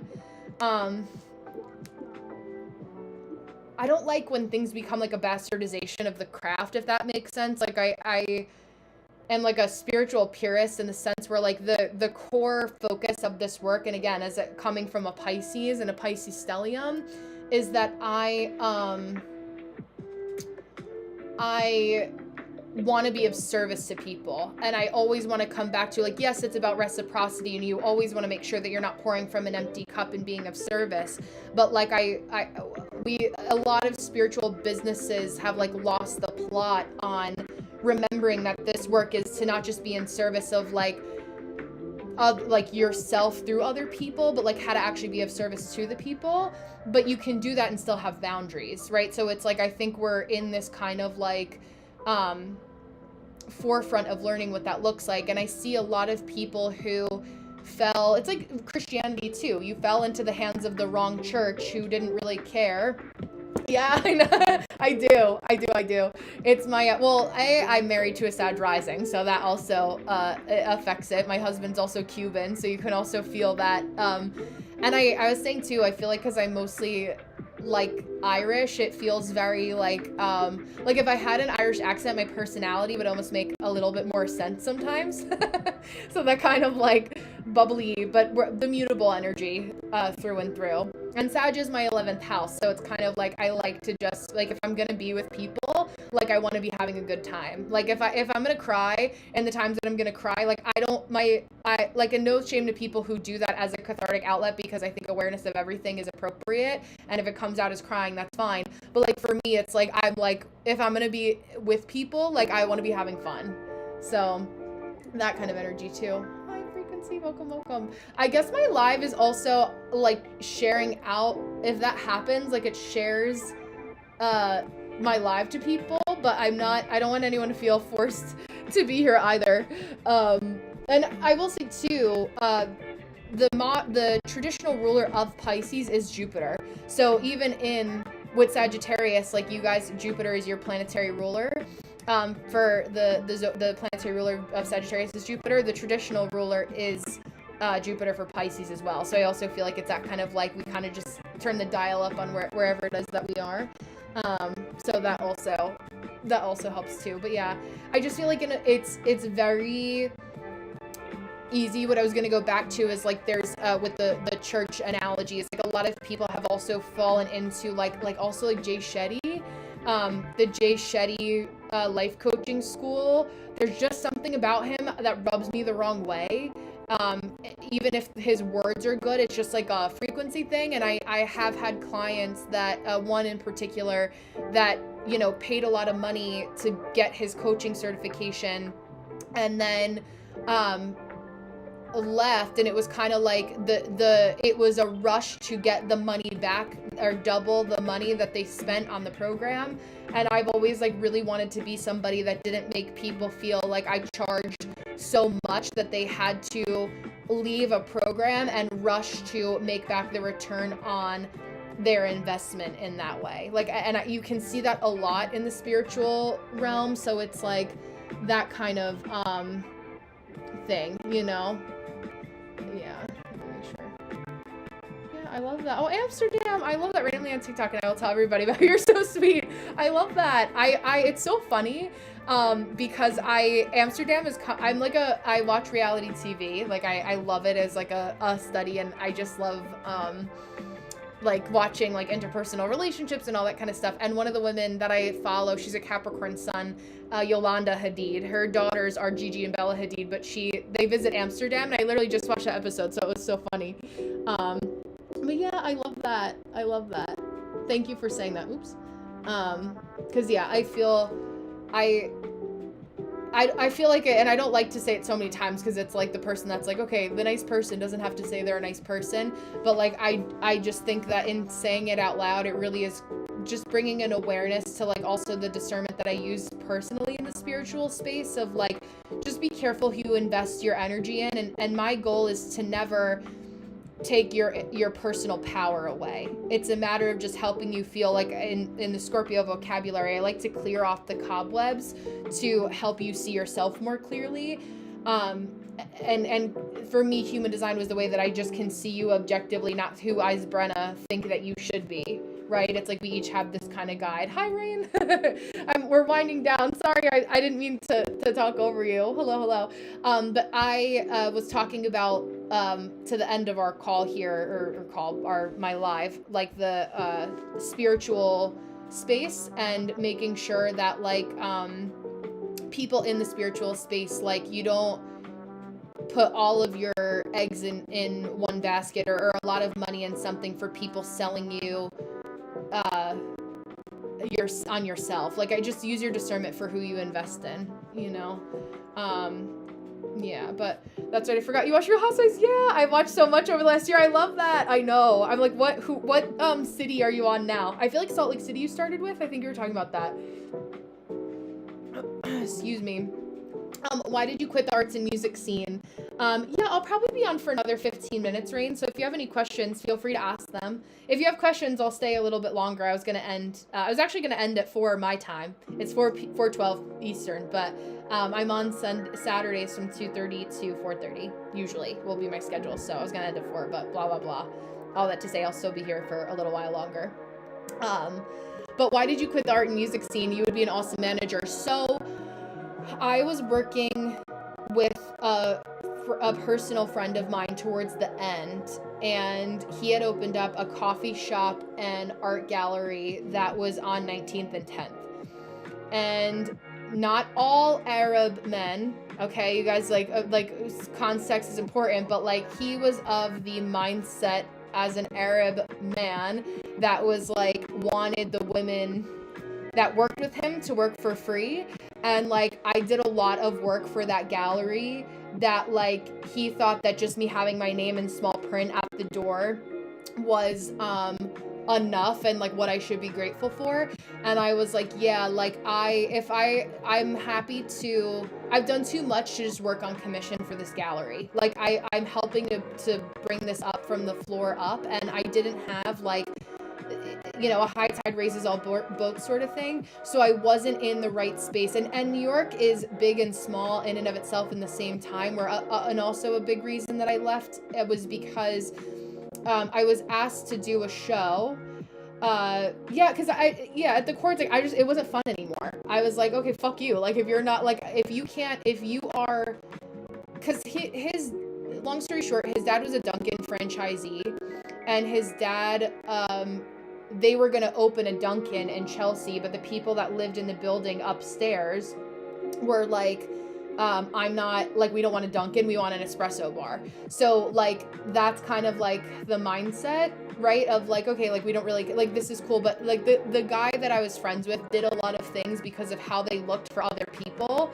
Not, like, it looks cool for him to own a coffee shop and art gallery in Chelsea. Yeah, I love that. Not... It's like he capitalized an opportunity, not because he necessarily enjoys it, but because it looked cool to be able to do it. So I was like, I just can't be around people. And then like the basically one of the people I was gonna do a show for there ended up being like implicated allegedly in a drink spiking ring. So like I don't know what vocabulary words I'm allowed to say, but I was like, yeah, I'm not doing your show. And he tried to text me and DM me, and I was just like, I don't want to touch out with the 10-foot pole. Like, I don't feel, you know, like I'm commuting into the city. Like, you know, I wasn't married at the time. Like, you know, my husband now we were dating at the time, but like he wasn't in the city. And I was like, I don't want to, you know, I'm okay to do like healthy exposés and talk about what's hidden, but like there's certain things where I was just like, yeah, this just doesn't feel for a lot of levels aligned anymore. And it reflected, like I did a show for an actress that was on a Netflix show named Holly Taylor, and there was a lot of hype around like, okay, this is the guest list, and you know, these are the people that can potentially come, and like these are the people that, like, I did a lot of work to make that show what it should have been to help sell her artwork, and it was just like, just the people were not, it's like, I want people who are doing cool shit but actually want to be there. Like, this is not like, it kind of was treated as like another, I want people who actually enjoy artwork, and it was a lot of posturing and posing, and even the small pool, yeah, he's sweet. I love my husband. He's I'm sure there's like an old, we just got married in September, and somewhere if you scroll down a little bit you'll see a little clip of him, but more so on Instagram. But yeah, my husband, he's amazing. He's an Aquarius sun too, so like we're very much like two individuals coming together, which I also appreciated. But yeah, that's the short and long of it. But I saw based on how the industry was when I was there, I saw the games that I had to play for what I had to do to be successful, and I also knew that I wasn't excited about it enough to go about it in a way that was like building my own path. Like, I just didn't have the energy for it anymore, and this work was calling me, like spiritual work, and I was using human design anyway to like write the like if I were to write a bio for a DJ or write your application to, or like play at a club, I would use human design to like write in the languaging that would like pitch my client really well. So like that, or position them so that it was like, okay, this is kind of like I'm good at matchmaking in that way. But yeah, because again, it's like I cared too much for other people who didn't care, and I was like, okay, I know that cue. I think I've seen this play before. But yeah, if you want to be a singer, like I also love what Joe Keery did. He's the guy that sings the viral song End of Beginning. And he was in Stranger Things, and he used all of his Stranger Things money to build up his music career, so he didn't have to sign to a label. If you don't have to sign to a label, Joe, exactly, thank you. If you don't have to assign to a label, like, you have such good creative freedom. Like, I again, there's this call right now, especially during Aquarius season, where it's like, if you can't join them, beat them. Where it's like, if you can't join the label, or the label isn't finding you, how can you create your pocket where like you find your people and build it from the ground up? And I think as somebody who like, if you want to yeah, it's like what kind of variation of fight do you have in you to build your dreams? You know, as a singer, as a DJ, as a musician, as an astrologer, as a human design reader, it's like what kind of fight do you have in you to be able to do that? For sure. Yeah. Yeah. Oh, Beverly Hills. That's what I'm watching now too. Beverly Hills and Vanderpump. I love that. That's the where they go to Amsterdam with Yolanda. Oh yeah, his birthday online is fake, so I can't stalk his astro. In one interview he said he was a Taurus, which I also can see. Taurus. Hi Rafaela. Oh, it's a beautiful name. Thank you. I could see him being a Taurus though. I don't know. He was like, I don't know enough about it, so I don't know. But it was funny. I don't know if you guys also saw, there was a video of Rick Owens, and Rick Owens is a fashion designer, and his wife is Michelle Lamy, who's like the witchy, like I don't really know what she does, but she's like pretty intense. And Taurus man, there you go. Yes. So that's probably, maybe his birthday's wrong, but his sun sign is probably right. But he was like, yeah, like I don't know enough about it, and I was like, I don't know if I believe that, but maybe because his wife is like a high-powered witch, like maybe he just doesn't need to, you know, like he gets his fix in other ways, so to speak. I haven't gotten to Amsterdam yet, but that's the season I'm on. Oh yeah, they're going to visit her mom. Yes, exactly. That's so funny. So you're almost at the same part. I'm like a season ahead of you. But the new seasons of reality TV actually just make me want to go back and watch the old ones. I actually read, and I think I told you this, for one of the Real Housewives of New Jersey, was one of my clients. It somewhat is, but was more so a couple years ago. And yeah, like the reality TV, like so much is self-produced that what makes good reality TV is like when people just like they just showed up and we're just happy to be there, you know. But now it's like there's too much of like so I know that we're gonna hit like that kind of media shift, like, and that bubble is kind of bursting. And I think like again, like I want to, who's the small DJ, who's the small fashion designer, like who are the cool people that are doing cool shit, who's the new singer that's singing, you know, at the cabaret, you know, in downtown in Greenwich Village or whatever, like where we're craving that kind of like authentic lens of art right now too. And this is where like you guys have probably also seen that kind of like American Renaissance energy, and I think we're also, Chelsea being a writer, right, like that American Renaissance of just needing like cool people to do cool shit again. And that kind of vibe. So we'll see what comes out of it. I know I've also been like feeling that call to be more creative again. No, I was just talking about like us having an American creative renaissance, like you being a writer, right? It's like, okay, like we don't need another Colleen Hoover book. Like, what is Chelsea writing? Like, that's what I want to read, you know? Like, and I'm glad Colleen Hoover had her time, but like, what are you writing? Like, I would rather read something that like you, as I know, as a person, wrote. Like, yeah, I read what is it? A Court of Thorns and Roses, but like, what is Chelsea's variation of that? Yeah. Oh wow, yes. Yeah. You got to be careful. I was in New York when like in the Village, actually. I was at Shein Noodle Shop, and I'll never forget it. It was right in like with the Mike Brown protests and George Floyd and like all that. That was like a big part of my city time. And you know, knowing, I always say that finding the balance of that takes its own sort of, I do have Instagram, yeah, it's linked on my page. Knowing where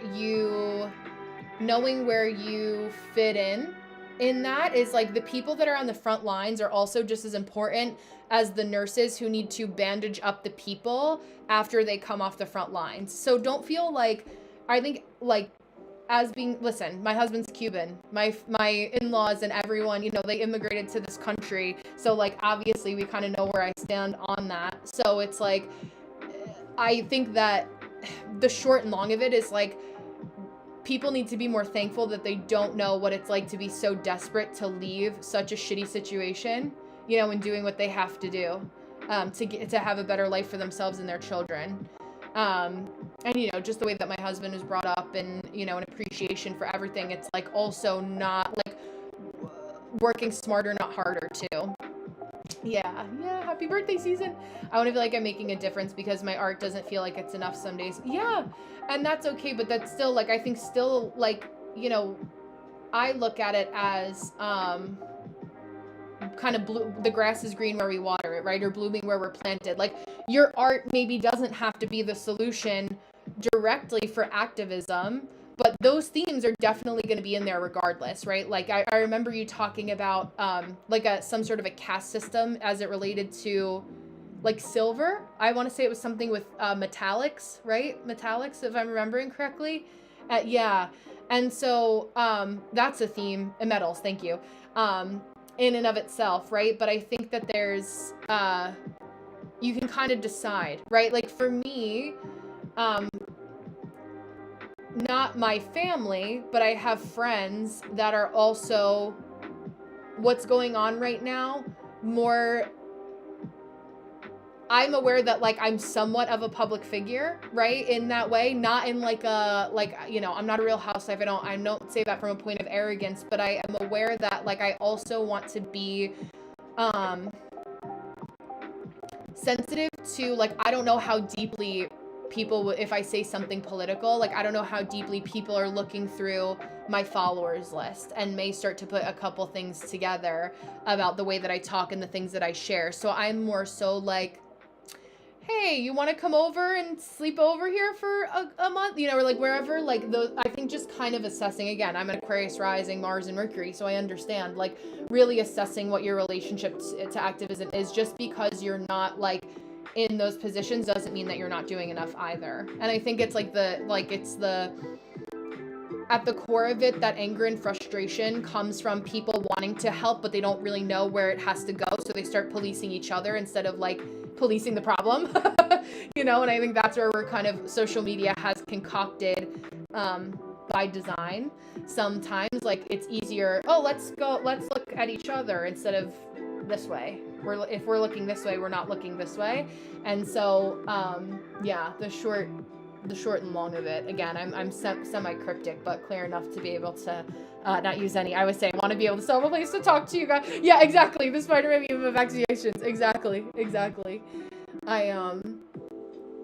Yeah, I don't take those things lightly, but I also know, right? Like I want to be able to help the people that also want to help other people, to be able to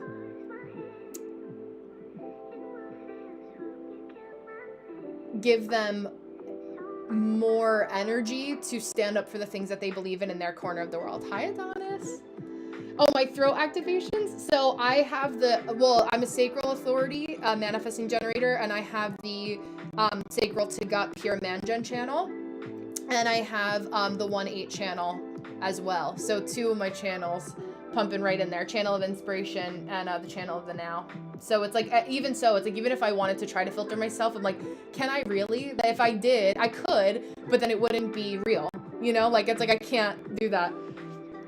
No, listen, Chelsea, I think about it all the time, too, excuse me. Yes, the 1-8 channel. I'm like, how can we think about things a little bit more? Like, again, strategy is always my vocabulary word. Yeah, well, it makes sense. So, like, that's where, like, but I need you to only have the 8. Like, if we're to use, like, our relationship, like, I'm the artist manager. The only thing I can't do for you is sing. I need you to focus on being the talent, you know, gate 8. But as with the 1-8, I'm like, okay, how can I pimp my people out respectfully? Like, how is it that I can, like, that's where we need to be confident in being our puzzle piece in the world, right? So it's like, I don't need, I appreciate, like, I'm so grateful when you guys give me gratitude back, but it's like, I like the appreciation and the recognition for respecting what I do, but I also don't, like, I need, like, yes, like Adonis can be the person that's like the spiritual practitioner that I would like book for a gig, but like I'm the person that puts the event together and people are thankful, but it's like I'm not necessarily the person that needs to be the singer songwriter. Yeah, exactly. The group project, I love that. Yes. But yeah, Rain, it's like I feel like your vibe is so cool. Like, just your name is so beautiful, and like Rainy is what we called my cousin Lorraine growing up. But like that, just your profile picture is cool. Like, you're cool. Like, you're a cool person who's probably doing cool shit. So it's like, how can you sing? And I also, a great thing like for my creative people that I'll share too is like to know your strengths. Like, hi Buddha, how are you? Welcome. Nice to see you. Thank you. I love that. I'm gonna associate you with this emoji with you because I saw you commented on my YouTube. short from yesterday with that emoji. I have to respond to, I have to get back to my YouTube and Instagram comments, but hello, it's nice to see you. But Grimes and Halsey they're not super vocally strong, right? But they're really good producers. And Grimes literally said that in an interview where she, like, her vocals aren't bad. She can carry a tune, but it's the production and the atmosphere around the talent that creates the success of that talent. And so I also, like, it's, being a performer is multifaceted. Like, you can still be a good performer and your vocals don't have to be, you don't have to be singing like Andrea Bocelli or Ariana Grande, right? It's the atmosphere around it. So if you think about Ariana Grande as a good example of this, her vocals are so strong that she literally has a different identity every album. So like she can, that's why she can be Japanese, she could be, you know, Blackiana is what people were calling her too, because she was like in that vein. Like, that's why she kind of gets away with it, right? Even though it's like a little bit racially insensitive, if you ask me. Like, it's that she just can get away with it because she's really talented, you know, and she's not exactly, you know, it's like she, and listen, in human design, she has a completely open G center. So it's like she becomes like whoever she's around. So that I made a video about that last year. But yeah, it's just interesting to see, like, yeah, bye Chelsea, I'll see you next time. It was nice to have you. Thank you for booking with me. It was nice to see you. But yeah, I think like there's like ways to look at that as a performer too, like just in the arts and music management aspect of, if you look at, you can look up Brenna Keeley, WFUV. You can see some of the music videos that I worked on for the radio station that I work for in college. It's not on my YouTube channel that I have like now, like for my human design stuff. But yeah, it's like that. You can kind of see who's vocally strong versus who had like the atmosphere around them that was created like to create a persona. You're creating, in the entertainment industry, you're creating an entertainer, not just someone who's entertaining. So I think like knowing that difference is also important too. But oh, I was talking about not anyone in particular, but if you Google or in YouTube, if you look up my name and WFUV, it's the acronym for the radio station I looked for. There's some 10 years plus old videos from my music. I was a videographer for the radio station in college, and so that was some of my college stuff. But yeah, stay safe and warm. I know the snow is coming. Oh, your profile picture's from Pinterest. I still love it though. I feel like that's like part of the vibe.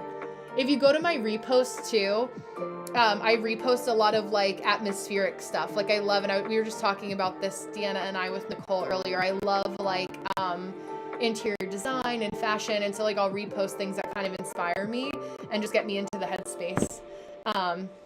Yeah, creating an entertainer more than entertaining. Yeah, well, I think too, like especially as a Leo rising, like you can kind of think of it, and what I tell you guys a lot too, but as a Leo rising or Cancer rising, like Leo or Cancer placements, like you guys are luminaries. So it's almost like if you create a persona for who like ideal Deanna is when she's working on her business, it helps you to kind of like quantum jump, you know, and bring who you want to be into the present moment. So it's like for me, like, you know, who I am with you guys, like my husband knows that I'm this way, but you see a softer, you know, wifey version of me with my husband, right? So it's going to be different. Like it's when I'm on in this way, you know, I think about like I'm Brenna working on Brenna Keeley Human Design, not just like me enmeshing, and that helps keep my head clear about like, again, as Pisces full circle to our conversation, like I don't want to, there's certain stories that I don't share, not because I'm hiding them,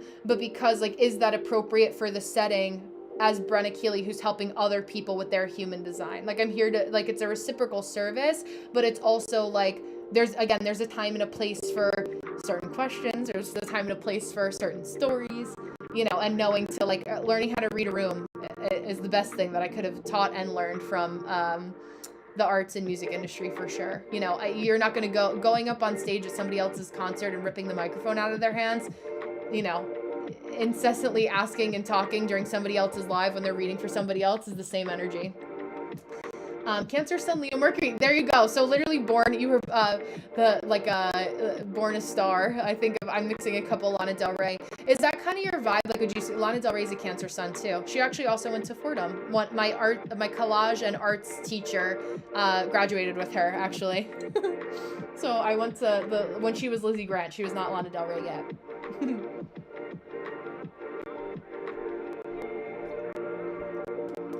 But that's New York for you, you know, and there's 1 degree of separation from everything too. But yeah, oh my gosh, I'm like, what would yeah, I don't know, start singing, girl. What is it that you want to sing? I feel like you would be also a really beautiful songwriter, or like, yeah, I just, even like getting in good, like a good, like doing tricks with your voice or something like that would be so cool to see, like, how you, create that. But I love that. Yeah, songwriting. Yeah, I'm so glad, Jenny. Listen, I'm happy to create some enlightenment in our small corner of the world. That's what I'm here for. So I'm happy to help. Yeah, I feel blocked. And maybe talk about the blockage, right? Like, I think that it's sometimes in the thing that's so obvious to us, it's like, talk about feeling vocally oppressed, you know, in whatever way that feels like lyrical. Like, something that's fun to make it like a game for yourself. Yeah, I'm so glad, Jenny. Listen, I did it and I'm here to tell the story and I survived. So I am a survival story for you too. But if you I would write a bunch of vocabulary words that have kind of stuck out to you recently, even if they have nothing to do with what you think you want to write a song about, and put them in like a really cute hat or like a really cute jar or something that like looks fun and cute. And then like mix them up and just like pick out a word, right? Like pick out like one word and then just write a line about that, right? And I feel like you can kind of have like, it's almost like intuitively the way that I feel like I love like deep house music. So oftentimes in deep house music, it's more about the atmosphere it creates rather than the words, which is why I like it, because I like to listen to it a lot when I'm trying to like, hi Throne, how are you? Welcome back. I like to listen to it a lot when I'm working, and sometimes, thank you. I'm like, now it's like we could be creative about business, right? Or human design for the creatives. But you can repeat the, hi husband, my husband joined. I'm getting off in a little bit, I promise, I love you. But you can repeat the same line again and again in a deep house song. So, the song Strangers, that was, and thank you, baby. Oh, I can't think of the line because I have this, the lo-fi music playing. It's like, we go back to strangers, like that song. Like there's repetition in that. I love the Love Angel Music Baby, album from Gwen Stefani, like that kind of, yeah, okay, perfect. I feel like that kind of atmospheric wave you could kind of ride too. I don't know, I feel like you're just too cool to not do anything. That's the best way I can describe you. Like, I'm like, oh, like, how can you shine?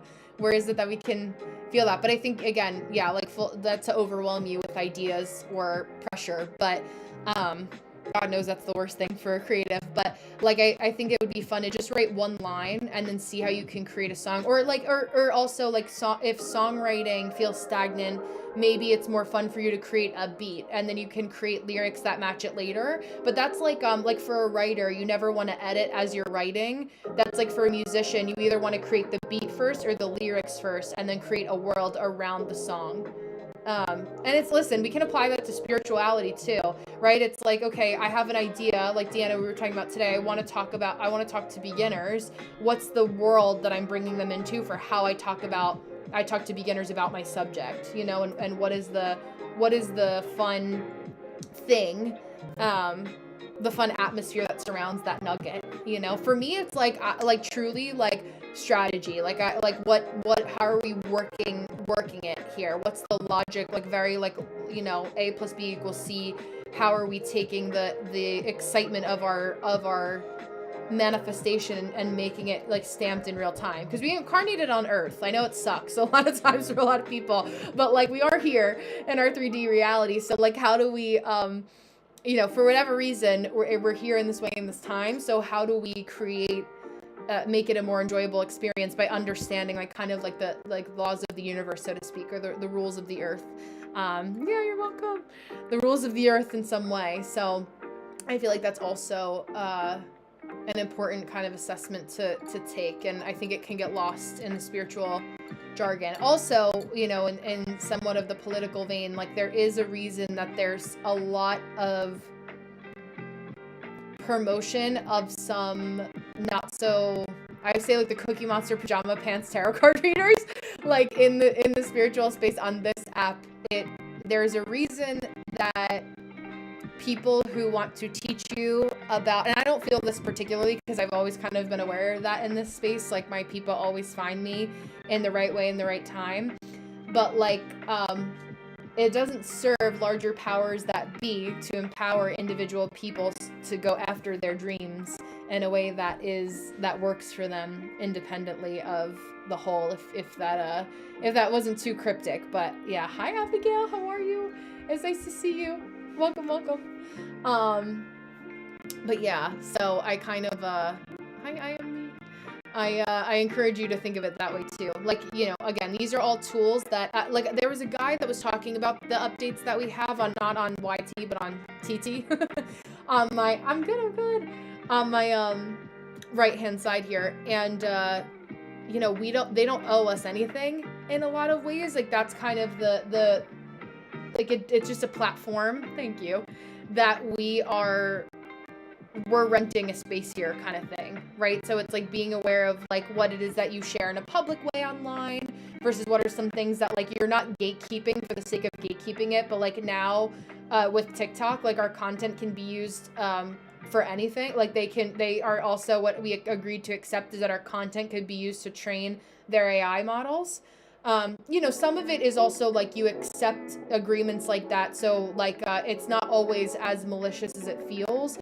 It also is like, okay, like, you know, when you see like, a commercial for New Year's Eve and on a billboard, it'll be like a promotional, video for TikTok.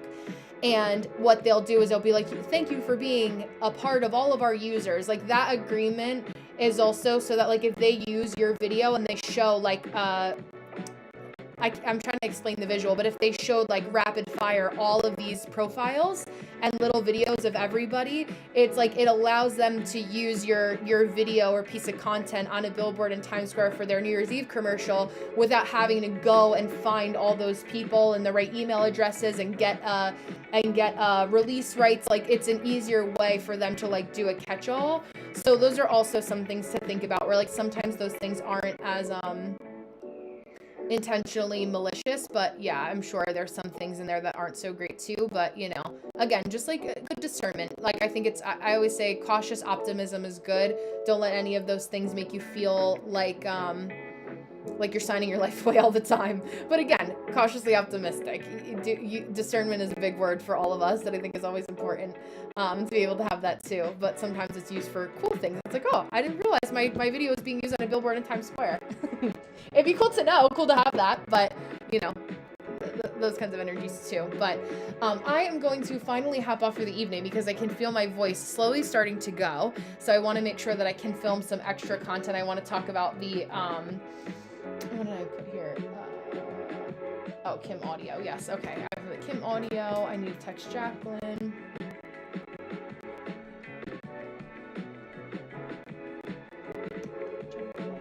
And then I want to send these emails.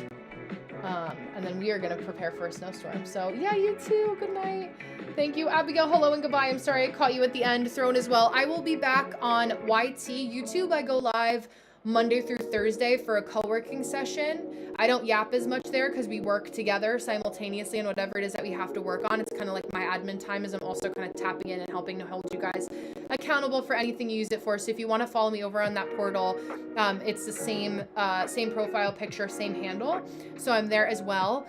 And I'm there Monday through Thursday, 1 to 3 p.m. Eastern Standard Time. And then I will be back here next Saturday, 2:30 to 4:30 Eastern Standard Time. Nini, hello and goodbye. Thank you. Yeah, absolutely. And I always record, these lives are recorded. The full thing is recorded to YouTube. So you guys can always go back to my lives tab. And then you'll see the log of